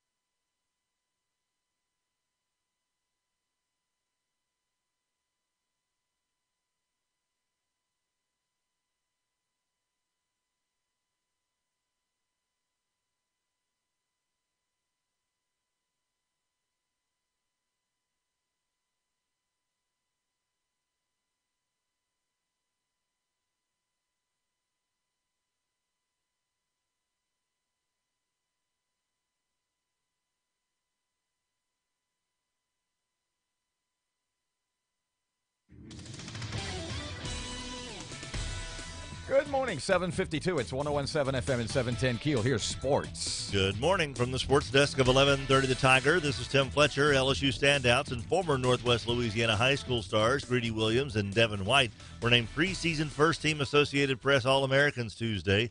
Williams, a redshirt sophomore from Calvary Baptist Academy, is one of the two cornerbacks, and White, a junior out of North Webster High School, is one of three linebackers on the first-team defense. The Baton Rouge Advocate reported Tuesday that suspended LSU offensive lineman Charles Ingram was arrested on August 2nd on 2 felony counts of aggravated sexual assault of a minor by the Dallas County Sheriff's Department on a warrant from the DeSoto Police Department. Ingram, who started 12 of 13 games last year at guard as a freshman, was suspended by head coach Ed Orgeron on August 3rd. Ingram is free on bond but cannot have any contact with a minor. Former LSU quarterback Justin McMillan has been blocked by LSU from transferring to an SEC school or any team on the Tigers' schedule over the next 2 seasons. He graduated this summer and has 2 years of eligibility remaining when he gets to his next school. He told the Advocate he figured he would be blocked from joining a school in the same division as LSU, but didn't find out schools in the East were a no-go until the school in that division, where he intended to transfer, notified him they had shut down recruitment because of LSU's block. And the Astros and A's remain tied atop the American League West standings. The A's shut out the Rangers 6-0. The Astros beat the Mariners 3-2. From the sports desk of 1130 The Tiger, this is Tim Fletcher.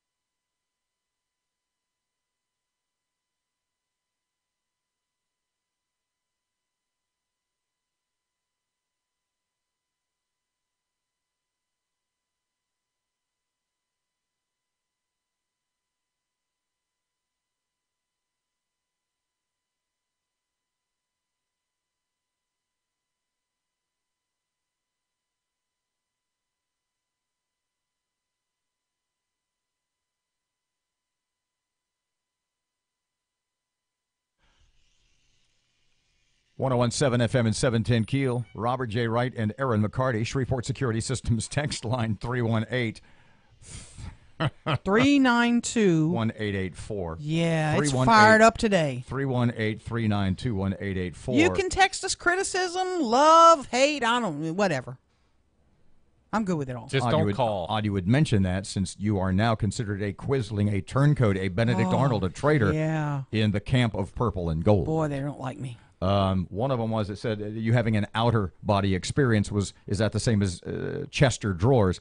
Not necessarily a joke. I would have gone That's a good joke. But not bad at all. I like it. Okay, so coming up just after 8 o'clock, we have Bessie, Board of Elementary and Secondary Education, member Tony Davis from the Natchitoches area. He has not joined us before. No, lots of new programs in our schools to help kids that you're going to want to know about. And parents, too, as a matter of fact.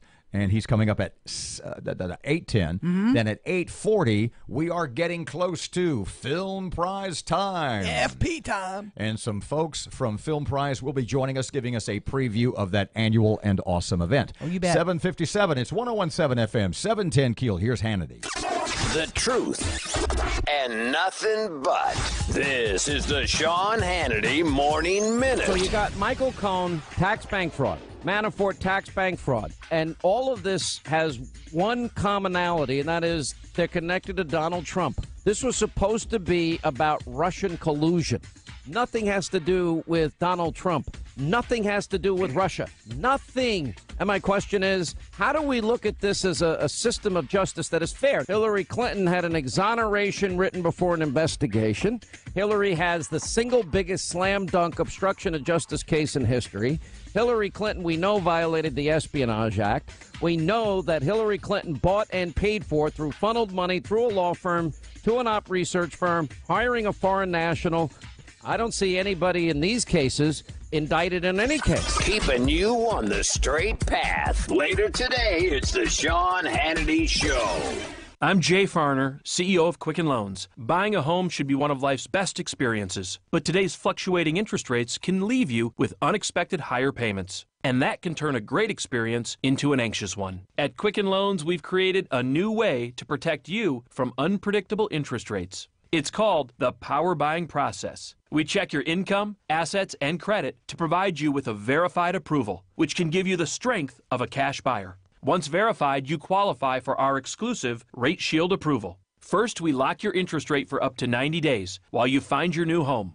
Then, once you've found your new home, if rates have gone up, your rate stays locked. But if rates have gone down, your rate drops, and you get to keep that new lower rate. Either way, you win.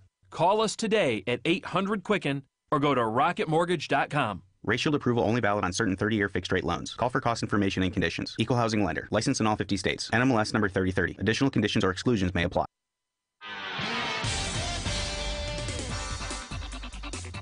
Good morning. It's 7:59, 101.7 FM, 710 KEEL. Keeping an eye right now on some slow-moving traffic on I-49 northbound near Kings Highway. And we're still keeping a close eye on that major accident involving a dump truck on I-20 westbound near Airline Drive. Use the left lane if you can. If you have anything to report to us, give us a call at our Planet Fitness traffic hotline, 687-ROAD.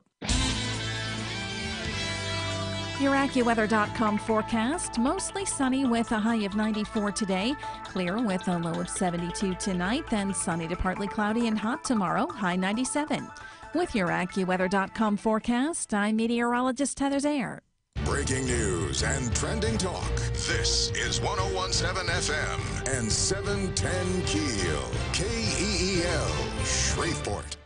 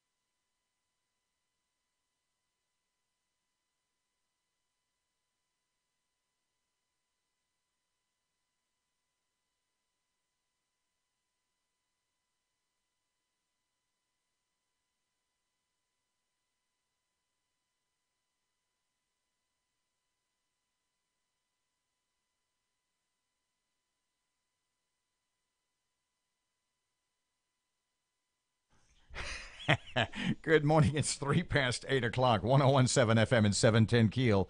Robert and Erin, and down yonder, Miss Erin, getting local news ready. It's up next. A man dead in a hit-and-run crash early today. We'll talk more about that. Police pay, a big problem in Shreveport, according to one city council member. We'll talk more about that, too. And another little development in the Cross Bayou Point project. Bessie, Board of Elementary and Secondary Education for the state of Louisiana. Bessie member Tony Davis joins us in less than 10 minutes.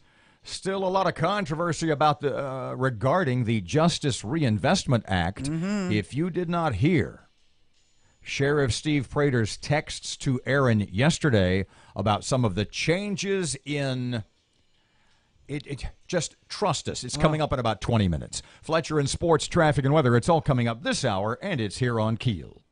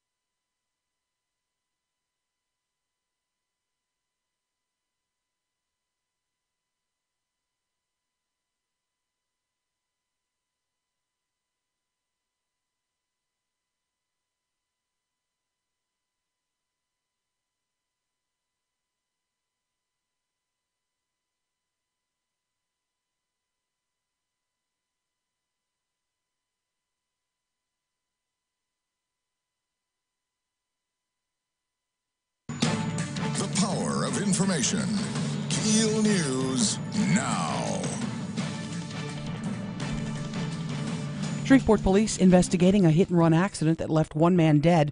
According to officers, the incident happened around 3 this morning on MLK, just east of the I-49 overpass.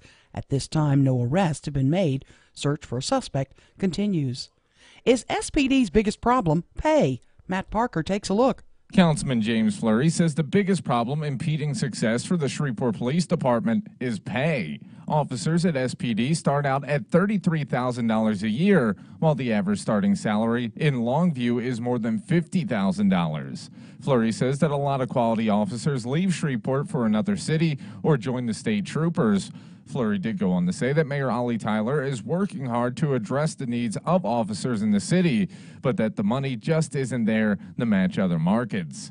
From 101.7 FM and 710 Keel, I'm Matt Parker. A 30-year-old man has died in a wreck on I-20. It happened in the westbound lane near Industrial Drive. According to investigators, Trey Teeters lost control of his vehicle and hit a tree. He died at the scene. A woman was inside the car at the time of the crash, but suffered minor injuries. The wreck under investigation. The developers of Cross Bayou Point have now given us a date for the possible start of the project. John Chantingo with Black Pearl Investment says it's all part of the federal opportunity zone. It happens to be that Cross Bayou Point is located within that zone, which qualifies for additional tax incentives for the private sector to invest into. But in order to take advantage of the federal tax breaks, groundbreaking has to happen before the end of 2019. The first phase of the project expected to be the government office building component. The CDC has named August National Immunization Awareness Month to help promote immunizations. Children up to 18 can get their needed shots at a discounted rate at the Caddo Health Unit. For those uninsured, a shot is $10. For those with Medicaid, a shot's free. With the outbreaks of measles and other diseases, members of the health department say now more than ever is the time to get your children vaccinated. An air conditioning unit malfunctioned and caused some minor headaches at a local school. The Shreveport fire crews were sent to AC Steer after smoke was reported in a couple of classrooms. No explanation yet on what happened. The situation was resolved quickly. Lack of school bus drivers causes headaches for parents. Some parents in Ingleside and other neighborhoods are upset their children are still waiting for a bus at 7:45 when the school day starts around that time.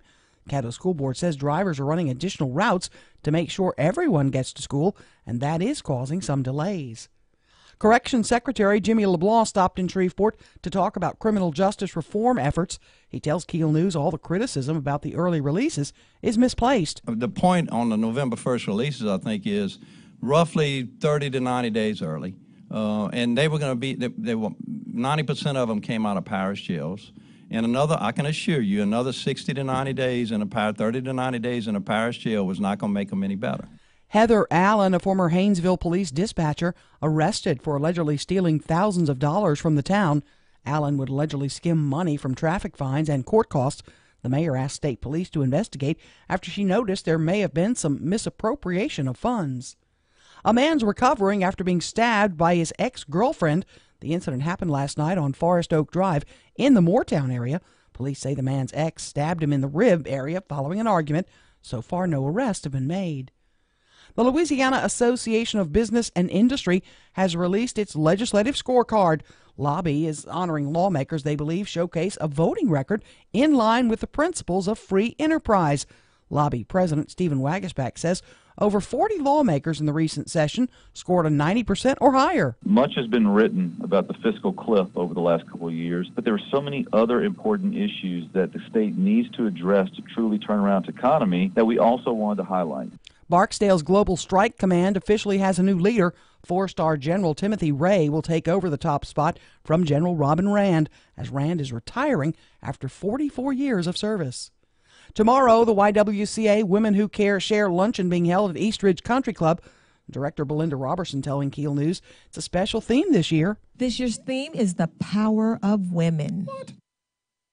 Robertson says it's exciting to have so many strong female leaders in the state. The event will feature the keynote speaker, First Lady of Louisiana, Donna Edwards, as well as the 3 female African-American mayors who lead the largest cities in the state.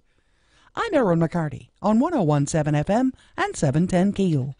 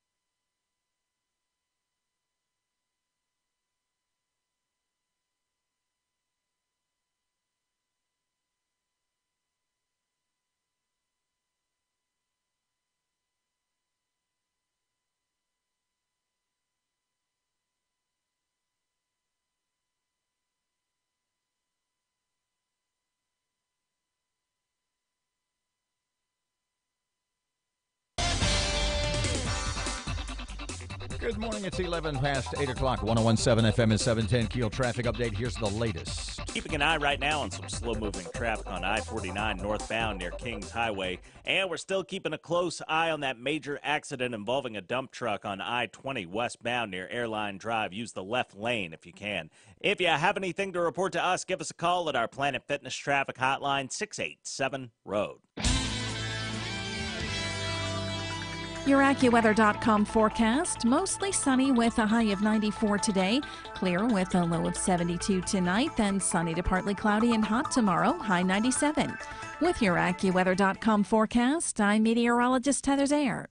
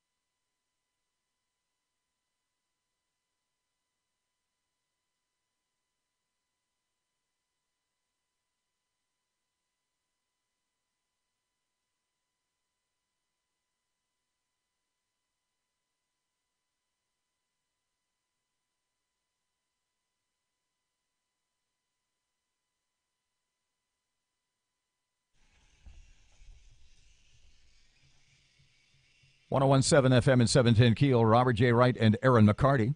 12 past 8 o'clock. Keel app, a free download presented by Office Furniture Source. Mr. Tony Davis, Board of Elementary and Secondary Education. He's, well, our district, District 4, and he's here. Hey, Mr. Tony, welcome to Keel. Hey, thanks for having me this morning. Tony, school's back in session all across the state. You guys have got a lot of things that are out there available for parents, teachers, and others to help our youngsters succeed. What's new this year? Well, there's a lot of things that are new, and there's so many things that I'm glad you referenced that we have the resources. You know, that's one of the number one things I hear about is how do I find out more about this or this? They're not sure who to talk to at a local level or even at the state level. And things do change, as you referenced. And so we look at some of the changes in how we're doing the accountability with the growth model this year, and we'll talk a little bit more about that if we have a minute. So along that line, though, there are references online. So LouisianaBelieves.com, I want everyone that's listening to reference that site. LouisianaBelieves.com, we have a ton of stuff for parents. There's the back-to-school guides on there. And what's great about the school guides is that it really helps parents kind of orient themselves for whatever age group they have. You know, so whether it's younger children or high school children, everything in between, it's really kind of what to expect throughout the calendar year, expectations for learning, and so on and so forth. There's a great support toolbox for families, but I will tell everyone who's listening that it's a lot of downloads. There's a lot of resources there, but when you first get to the site, you may get a little bit disoriented. There's so many things there, but if you take a few minutes and really explore it, I guarantee you're going to find some awesome resources for you. I'm looking at it now, and it brings up an interesting point that we don't talk about enough. It's really important that parents get involved and go to these back-to-school nights, right? Absolutely. Absolutely. You know, the more parental involvement we have, the better the whole thing works. It's great for our children to see their parents involved and have that support, but it's great for our educators to have that support from the parents as well. You know, we put a lot on our educators' back, on the school system's back, and they play an important role and a vital role, but they shouldn't have to do it themselves. So the more that we can get parents involved in this, supporting their children and supporting the classrooms and the teachers and the schools, the better off we're all going to be.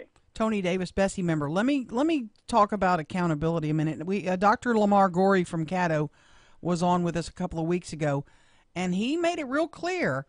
The grading system for our schools is changing this year. The standards, you guys have pushed them up higher, and we do expect to see more schools struggling. Tell us about the change, why it was made, and what's going to happen. First of all, I want to commend Superintendent Gorey. It's great to have these kind of conversations and be very honest, transparent, and candid with the public about this. That yes, we have upped the standards, and there will be some changes because of that. But it's not the end of the world, and we are still moving forward with everything. And so, you know, why those changes? For a long time, we in Louisiana have essentially aimed for the middle. And we've said if you can get to this basic level, then congratulations, that's an A, and you've moved forward. But the very real evidence of the fallacy and something like that is when you imagine a parent whose child has graduated from high school as an honor student and an A student, and they go to a rigorous college, maybe out of state, for instance, or even in state, and they realize they're in remediation classes or they're not the same level that their peers are at. That's because we haven't taught to that level over the years, and that's just the aim that we had. It was wrong, and so what we've done is we've aligned that better. We know that every student in this state can learn as well as any other student anywhere in the world, and we're just bringing that bar up a little bit and saying let's get a little bit more knowledge out there. We're helping to support our educators to be able to reach those bars, to help their children reach those to their classrooms, and because of that, that means that the standards that were in place last year in terms of where the scores are may fall a little bit short in some areas for where those new bars are for this year. So it's important to recognize that, yes, there may be some changes within those systems, but everyone is getting resources to help them move forward. Everyone is buying into this. We know that our students can reach the new levels. They will reach those new levels as we move forward, but there will be a little bump in the road this year when we see some of those scores come back. Mr. Tony, your background is basically a business guy. You president, CEO of the Natchitoches Chamber of Commerce, among others. How has your background in business, how has that helped you or to some degree hindered you in dealing with the Bessie and education bureaucracy? You know, I think it's been great to bring a little different perspective, sort of, I guess to say, from outside the system to the board. I have wonderful relationships with all of our board members, and they all bring different perspectives. But but all of them have some level of experience within the classroom, and I do not. But what I can bring to this is a real discussion about we're here teaching these students so they become productive members of society. The folks that I have worked with for years and years and years, the business and industry side of this, they're hiring these people. That's what we want to happen at the end of the day. We want them to start their own businesses. We want them to be great employees. We want them to move up. We want them to be contributing to the economy, contributing to these companies. And there's got to be a view from that side. We've got to say, hey, let's have a candid conversation that maybe we're not training them to this level that we ought to. Maybe there's some skill sets that we should be addressing differently. When we look at Jumpstart, that's a wonderful idea there. But using my background, my experience, I've had some great conversations with the department, and through our work with Bessie, we've kind of tasked the department with evaluating that, and we're looking at how we make some changes for that system, because when it was put in place, we moved in a certain direction, and we've had our first graduating cohort this past May that went all the way through the Jumpstart program. But we also realized that it's not aligning as well as it ought to with the actual needs in the state from employers, the skill sets that they need. And so I'm glad to be able to bring that perspective and say, let's look at this again a little differently. And that's a new thing for folks. Programs like the work keys that we've implemented in and provided some compatibility between work key scoring and ACT scoring for the school accountability piece. That's an important program. We were discussing this at the last Bessie meeting, and while there was some familiarity at different degrees across the board, there was no one who had worked as closely with that program as I had. I led Natchitoches Parish in moving to become a work-ready community, and I've now worked with NLEP in the Shreveport-Bossier area so that MSA, which includes DeSoto and Webster, are moving towards work-ready status as well. But having that perspective is very helpful. On the other hand, there are things where I am having to learn. It's a very steep learning curve. But it's been great to have folks who are willing to take time to help teach me. I try to make sure I always have to take the time to learn from the people, the educators in the classroom, from the administrators, from the superintendents, take that feedback and try to do the best we can with it. Tony, let me ask you this. There are 2 failing schools in Caddo Parish. How close are they to being taken over by the state? Well, I wouldn't say that they're that close in the sense that we've worked with the superintendent and the system there for the transformation zone, and that's a model that we're looking at through ESSA in the sense that we have said, look, let's work with the local districts as much as we can to help provide the supports that they need to do things differently, maybe a little different innovation to that, just to break out of the mold of what they've done with other schools, because these schools do require that much more assistance. And so I know that from where I sit, I'd like to help the district as much as possible to take care of its own schools rather than turn schools over to the state, which is operating out of Baton Rouge. It's a long way from Caddo. Yeah. If we can help provide the assistance that we need to the Superintendent Goree and the district there, I'd much rather see that occur. Tony Davis, Bessie member from our region, thank you for your time. Thank you so much for having me. 20 past 8 o'clock, 101.7 FM, 710 Keel traffic update right now. Here's Ruben. The intersection at Greenwood Road and Hearn Avenue is dealing with some slow-moving traffic right now. And we have some traffic delays on East Texas Street near Traffic Street in Bossier City. If you have anything to report to us, please give us a call at our Planet Fitness traffic hotline. That's 687-ROAD. Your AccuWeather.com forecast, mostly sunny with a high of 94 today, clear with a low of 72 tonight, then sunny to partly cloudy and hot tomorrow, high 97. With your AccuWeather.com forecast, I'm meteorologist Heather Zayer.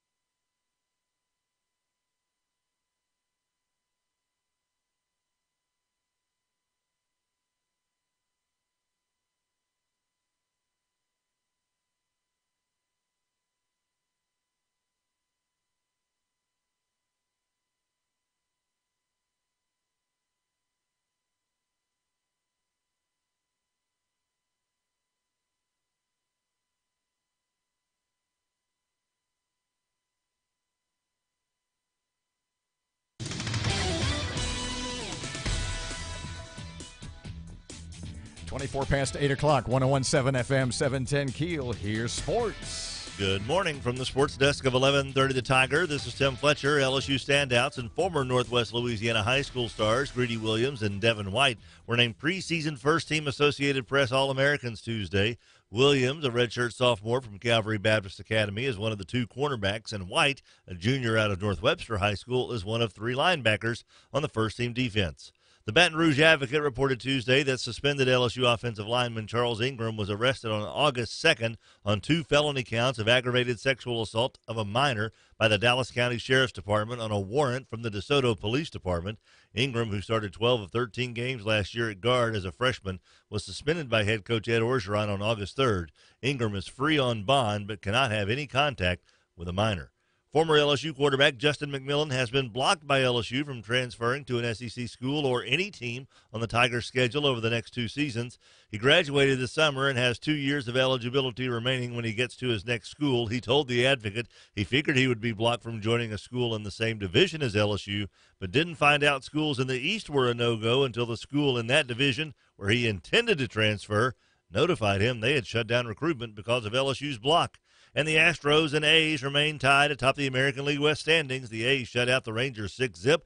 The Astros beat the Mariners 3-2. From the sports desk of 1130 The Tiger, this is Tim Fletcher.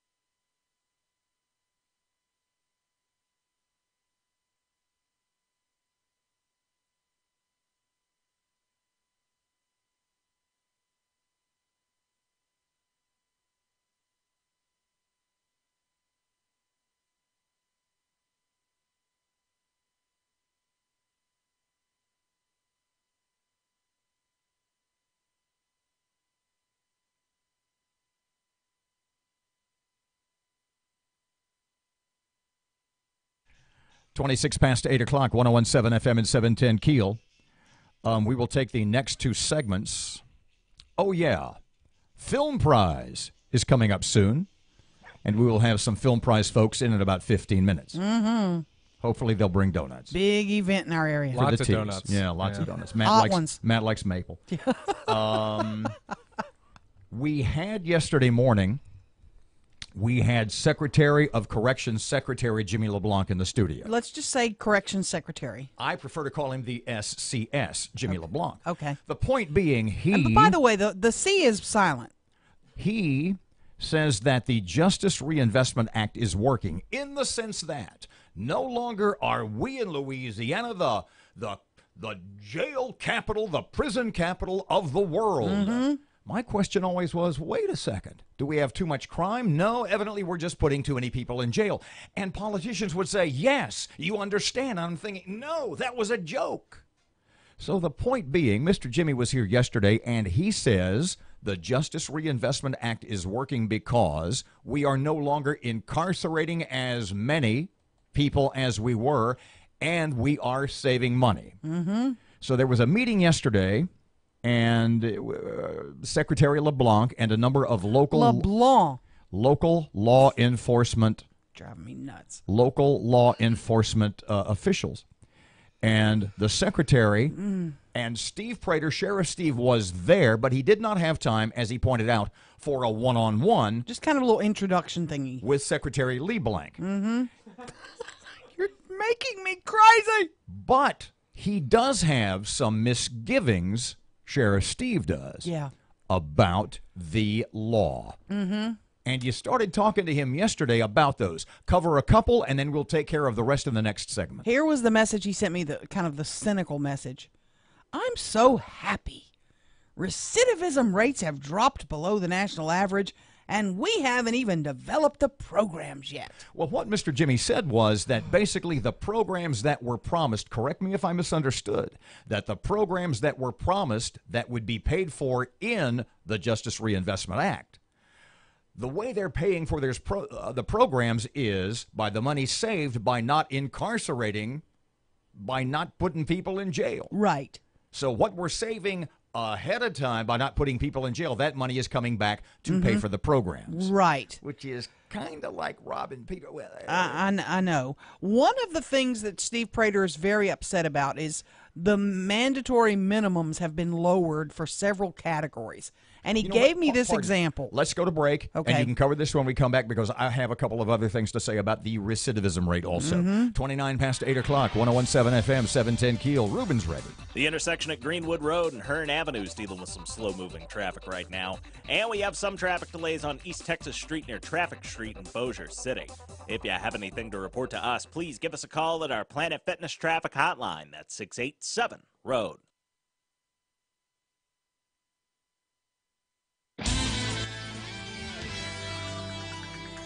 Your AccuWeather.com forecast, mostly sunny with a high of 94 today, clear with a low of 72 tonight, then sunny to partly cloudy and hot tomorrow, high 97. With your AccuWeather.com forecast, I'm meteorologist Heather Zayer.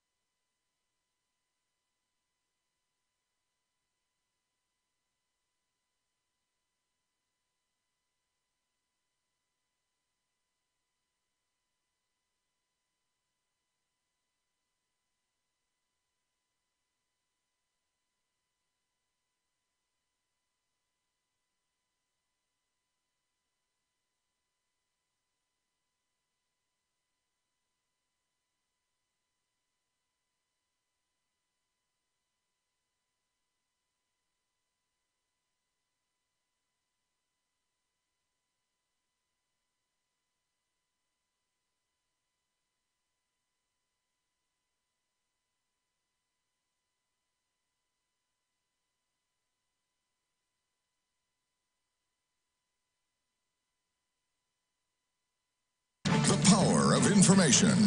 KEEL News now. Groundbreaking on the Cross Bayou Point project could happen before the end of next year. That's the message from Larry English with Gateway Development Consortium. He says that's one of the requirements to take part in the Federal Opportunity Zone tax break program. You have to have broken ground by the end of December 2019. Our focus of it is, and we're going to be pressing hard with local and state officials to meet that deadline. English tells KEEL News the first phase of the project will likely be the government building complex.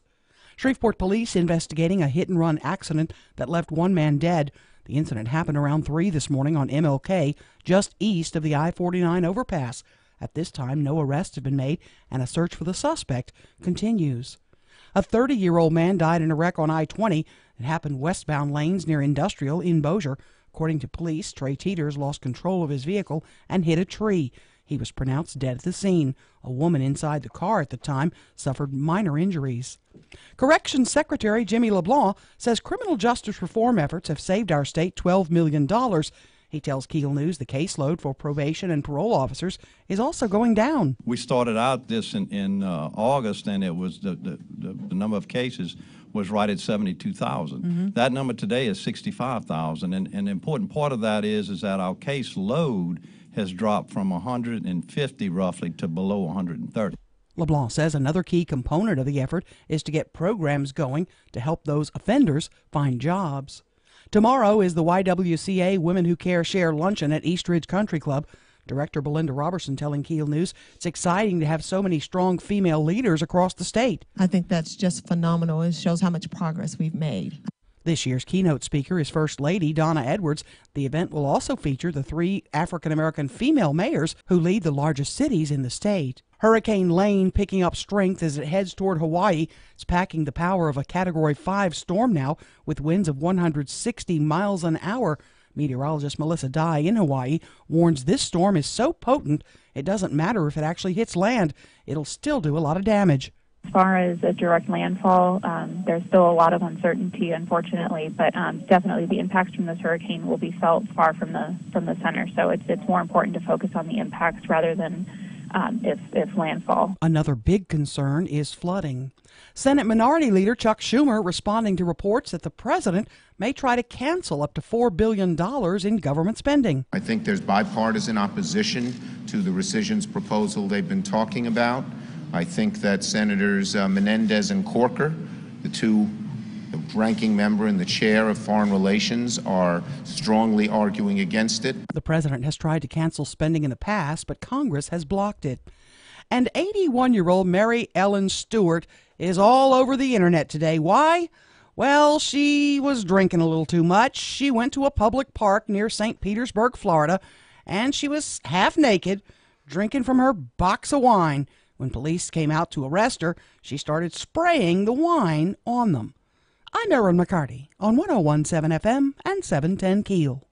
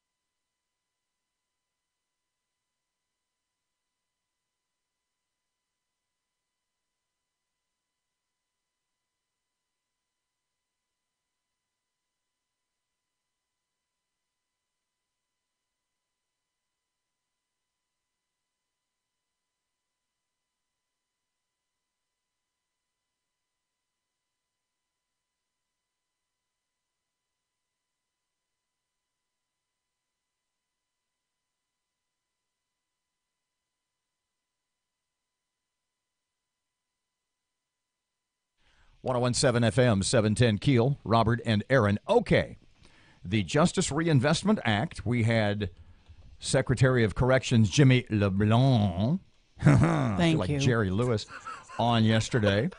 And Sheriff Steve Prater, although he says there may be some good parts to the act itself, yeah, we have achieved certain goals of fewer incarcerations, he said, but there's some bad things to this. In fact, what he told us earlier this morning, he said, don't take my word for it. Go to the website, read it yourself, and read specifically how so many what were formerly violent crimes have been reclassified as nonviolent. Do you have some of those texts? Yes, and that full document is on our website now at keelnews.com. You can go link to it. It'll link right there. You can go see it and see exactly what he's talking about. One is let's just imagine someone comes and kicks in the door to your home, and this person has a gun, and they start rifling through your stuff. That was a 5-year mandatory minimum. A home invasion with a gun, 5-year mandatory minimum. Now, under these changes, that can be a 1-year minimum, and you can actually get probation. Some of the crimes that were removed is violent, extortion, dangerous substances, which is like spiking your drink with some sort of poison. I was just going to say, if you date rape pill somebody's drink, that is no longer a violent crime. Right. You put rat poison in your husband's coffee, trying to kill him. It's no longer a violent crime. And the other one, illegal use of a weapon, has been taken off the violent felonies list. That doesn't sound so horrible, but when you hear Steve talk about it, he says the only thing you can charge somebody if they drive by and shoot up a home, there's not a crime you can charge them with other than illegal use of a weapon. So a drive-by shooting in which no one is hit, no one's wounded. It's no longer the equivalent rather of attempted murder. It's not violent. It's a nonviolent crime now. That's a nonviolent guy who just drove by your home and shot it up. So it's back to my original statement. It's basically we're not putting too many people. We don't have too much crime.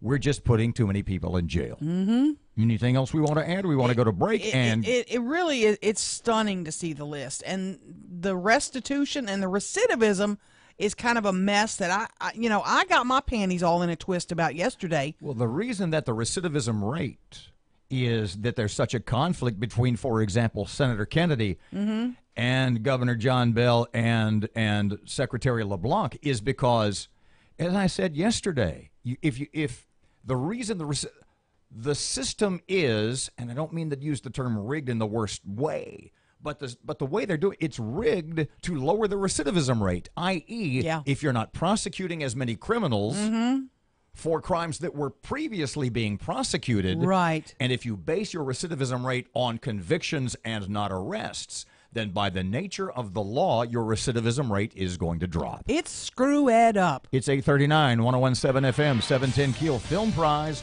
Louisiana Film Prize, not too far away. We'll talk about that with a whole bunch of people standing in the hallway and looking anxious. That's coming up next. Here's Ruben. The intersection at Kings Highway and Line Avenue is dealing with some slow-moving traffic right now, and we're dealing with some traffic delays on I-20 westbound near Spring and Market. If you have anything to report to us, please give us a call at our Planet Fitness traffic hotline. That's 687-ROAD.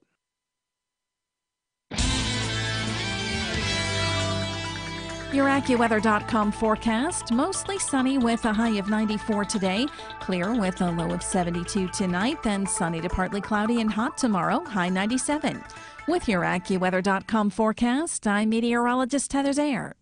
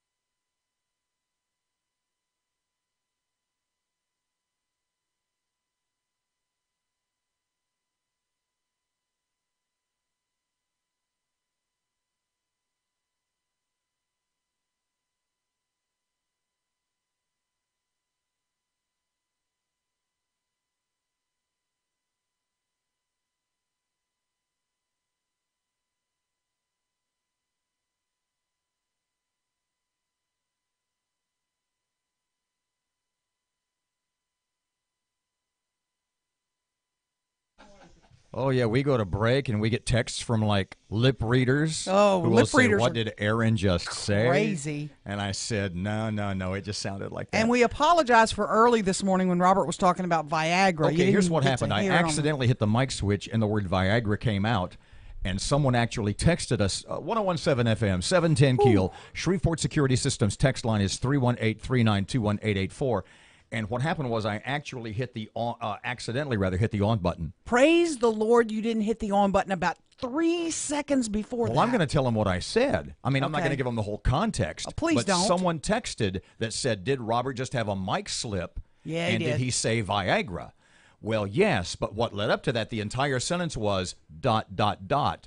Erin pimping for Viagra. Yeah, I mean, I'm so glad you didn't hear before that. The context will never be disclosed. No, it won't.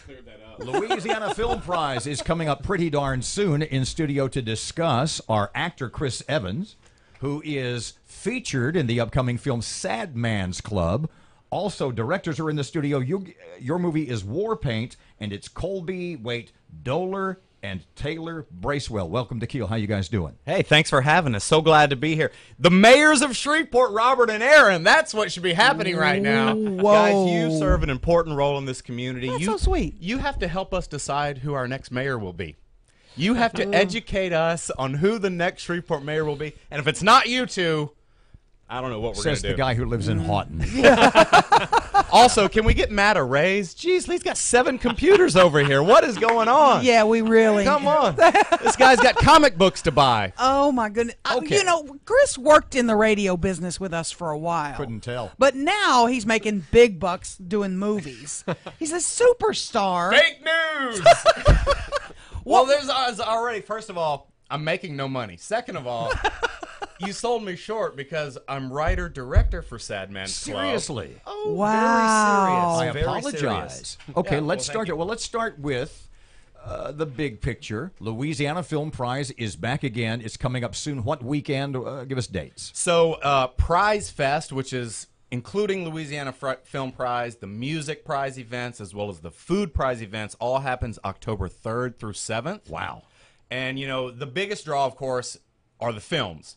This year, they start showing the films on the Thursday night, October 4th. So you have Thursday night, all day Friday, all day Saturday to see the top 20 Louisiana And Film Film Prize Prize films. has an awesome Facebook page, so if you're interested in tickets, as you should be, all the info is right there. Tell us about your movie. Again, this is about your 80th movie, I think. Yeah. No, I have. Over the last 3 years, I've been on about 40 Film Prize sets. You know, one of the criteria is that the film be shot here in the area. Mm-hmm. So filmmakers come from all over, and I've worked with out-of-state filmmakers. This year, the top 20 is made up of more local filmmakers than it ever had before. But my film, Sad Man's Club, it's a comedy. It's just sort of the log line is a 9-to-5er who's sick and tired of his job and daily routine, gets turned on to a secret club by his coworker that turns his world upside down. Oh. So it's a comedy about a guy who hates his job, and then That sounds pretty awesome, and that's all you're going to tell us. You're going to make us go. I got to tease, you know. Now, these Where are all... where all did you film it? I mean, all over town? So we filmed here at the radio station. Okay. We filmed at the Shreveport Municipal Auditorium. We filmed, help me out, Colby, because you're a producer. Oh, we filmed in South Shreveport at a residency. Now, the amazing thing about these is that without fail, so much is crammed into the 15-minute limit. It's absolutely amazing. Colby, tell us about yours. Yours is called War Paint, right? That's correct. That's correct. It's called War Paint. It's actually my dad's story from Vietnam. He was in the Vietnam War in the early 1960s, so I adapted his story. Was it a story he told you? I don't want to give too much away. Was it something, an event that he told you about that you sort of grew up with, like a family legend or myth? Actually, no. He was very kept it all close to the chest for most of his life. Sound familiar? Pardon me. Sound familiar? Yeah, absolutely. Erin's dad was in World War II, won the Bronze Star, never talked about it. So please go ahead. I'm sorry. So in his 70s, he finally started opening up more about it, and I really said, I really want to tell your story, and he wrote it all down for me. And so I took that and adapted it into the script War Paint. That must have been amazing. I mean, from a cathartic level, any number of emotional levels, right? Absolutely, absolutely. My dad's always been very patriotic, and he's always really done the most he can for his country, and I really wanted to show that. How hard was it to get somebody to play your dad, or did you do it in more of a third-person story sense? It was going to be hard to cast that until my family told me that I have to do it. So I played my dad in the film. What? Oh, cool. Yeah. How was that? It was tough. It was the toughest thing I've ever done. Oh my goodness! Let me ask you guys. Pardon me, just a second. Okay. I Go ahead. Is he still living? Did he see it? He is living. I'm not going to let him see it until the final cut's ready. I want him to see the full thing in all its glory. He appears in it at the end. I don't want to give anything away, but like Nice. a Private Ryan thing. So yeah. Wow. Oh man, that one's gonna be hard to beat there, Chris. I'm just It's telling a really you. cool. No, Colby made a really great film. You know, sort of. The great thing about short film is you can experiment with the format, right? Mm-hmm. So Colby made a very interesting film that really chronicles from his dad's decision to go in to join to present day, and and how someone lives with that once they've been in Vietnam. So it's excellent. Let me ask you guys. You're talking to a lot of people probably that have never been to Film Prize, don't know how it works. Explain how it all works. When you go, you need to see all of them, and it's not a commitment where you sit there for 30 hours. Right. So, first of all, if you go to the website prizefest.org, they actually have a page that says how to prize that explains it to you. But basically, it's a $50,000 short film competition. So one of the 20 filmmakers will be awarded $50,000. Half of that is decided by judges, the other half by audience. So the audience gets to vote. You have to see all 20 short films to be able to vote. So they're split up basically into 2 blocks. So you have 2 2-hour movies you have to see, basically. Okay. So you can split that up over Friday night and Saturday, or Thursday night and Friday. And I recommend to do it over a couple days for people, although a lot of people just take it all in on Saturday. Binge it. Yeah, and binge it. But that's the idea, is you get to decide who the $50,000 winner is going to be. Wow. As a viewer. Let me tell you, having done it on more than one occasion, obviously, time is not a problem. They fly by because they are all maximum 15 minutes in length, and you sit through, it's like phase 1, then phase 2, and there's so much other stuff going on downtown at the same time. It's an amazing weekend for Shreveport. You know, they block off a downtown area that there's no other festivals that get Texas Street blocked off, you know, for that long of a period around here. And it's a fun time, like you said. There's live concerts, there's food, and there's all the filmmakers out in the street promoting their films. So you see some wild scenes. And it they're really is a being good time. shown at a variety of venues all day long, so that you literally can see the first part in the morning, hang out downtown, and then see them later in the afternoon or even into the evening. All over Shreveport-Bossier, 5 different theaters to watch the films in. Okay, one other thing that I want to mention before we got to wrap. This is a huge impact on our community. We don't think about that, but all these movies are filmed here. Way more than 20 were filmed here. The jobs they create, the impact, is it immeasurable almost? It's probably closer to 100 films were filmed here over the summer, you know, just for the film prize season. But to give you an idea of the economic impact, yes, it's in the millions over 7 years, and Gregory Kallenberg has it down to the dollar, he can tell you. But Colby and Taylor moved here from Georgia after their experience with Film Prize. They are young filmmakers who had such a great experience in year 3 that they decided to move here from Georgia, become part of the community, and take part every year. So the economic impact is really farther reaching than just independent filmmakers who come here and spend a budget on their film. Right. Talk about running for mayor. Chris Evans, Sad Man's Club. H-Town mayor. He could be that. Colby Doler and Taylor Bracewell. Their movie is War Paint Film Prize, coming up the first weekend in October. Ladies, gentlemen, awesome stuff. Thank you very much. Thank you. 101.7 FM, 710 Keel traffic time. Here's Ruben. The intersection at Kings Highway and Line Avenue is dealing with some slow-moving traffic right now, and we're dealing with some traffic delays on I-20 westbound near Spring and Market. If you have anything to report to us, please give us a call at our Planet Fitness traffic hotline. That's 687-ROAD. Your AccuWeather.com forecast, mostly sunny with a high of 94 today, clear with a low of 72 tonight, then sunny to partly cloudy and hot tomorrow, high 97. With your AccuWeather.com forecast, I'm meteorologist Heather Zayer.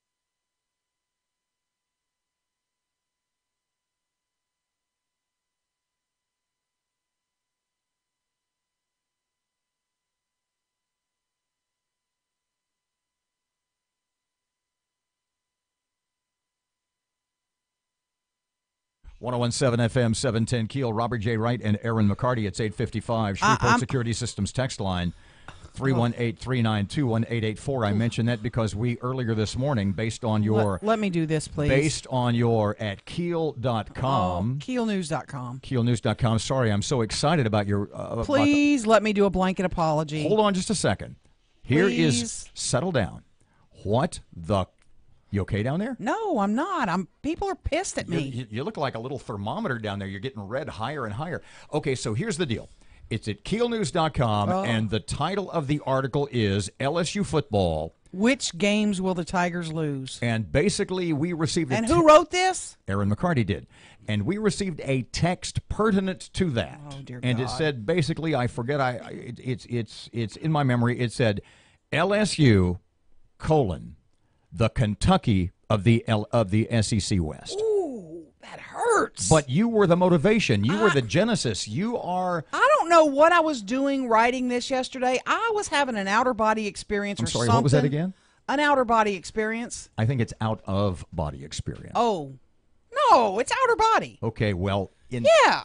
Where have you been? I think you were better off when you were having inner body experiences. Well, quickly, we've got about 20 seconds. Run down in your expert Oh, my mind God. the LSU season. LSU goes 6-6. And I'm sorry, LSU fans. I really am. I have purple underwear on now. Burning daylight, kid. LSU loses to Miami, Auburn, Florida, Alabama, Georgia, and A&M. Wow. Go Bulldogs. And they could lose to Arkansas. It could easily be a 7-5. 5-7. 5-7. Ugh. Tried to trick you. The vein in your head I'm is showing. sorry, LSU fans. I'm one of you. Back tomorrow morning, 6 till 9, 1017 FM, 710 Keel. Here's Kim Commando. A special message today to couples, and especially women of childbearing age. The first over-the-counter digital contraceptive has just been approved by the Food and Drug Administration. Be careful. This is technology that can one day be used against you. Kim Commando with your Wednesday Consumer Tech Update. Whenever there is connected technology, there are armies of people who dedicate their lives to breaking in and stealing that data. In the case of this new app, with its benign and reassuring name, Natural Cycles, the app collects a woman's basal body temperature and her monthly cycle data, her most personal data, and feeds it all into an algorithm that tells her, and God knows who else, whether or not she should be having unprotected sex. And that, of course, depends on whether or not she's actually trying to get pregnant. Once again, with no debate, we allow this connected technology to plunge deeper into our lives, and we all may come to regret it sooner than we think. I'm Kim Commando. When you're hiring, you don't want to waste time sorting through dozens of irrelevant resumes. You want an efficient way to get to a short list of qualified candidates. You need Indeed.com. Post a job in minutes. Set up screener questions based on your job requirements. Then zero in on qualified candidates using an intuitive online dashboard. Discover why 3 million businesses use Indeed.com for hiring. Post a job today at Indeed.com/hire. Search for greatness. Search Indeed. There's nothing small about your business. Your passion, your hours, your reputation, it's all huge. Your partnerships, even bigger. With Dell Small Business Technology Advisors, you'll get the tech, advice, and one-on-one partnership to help your business grow. Because with reliable Dell PCs with Intel Core processors, you can focus on what matters most, getting business done. Call 877-BUY-DELL to speak with an advisor today. That's 877-BUY-DELL.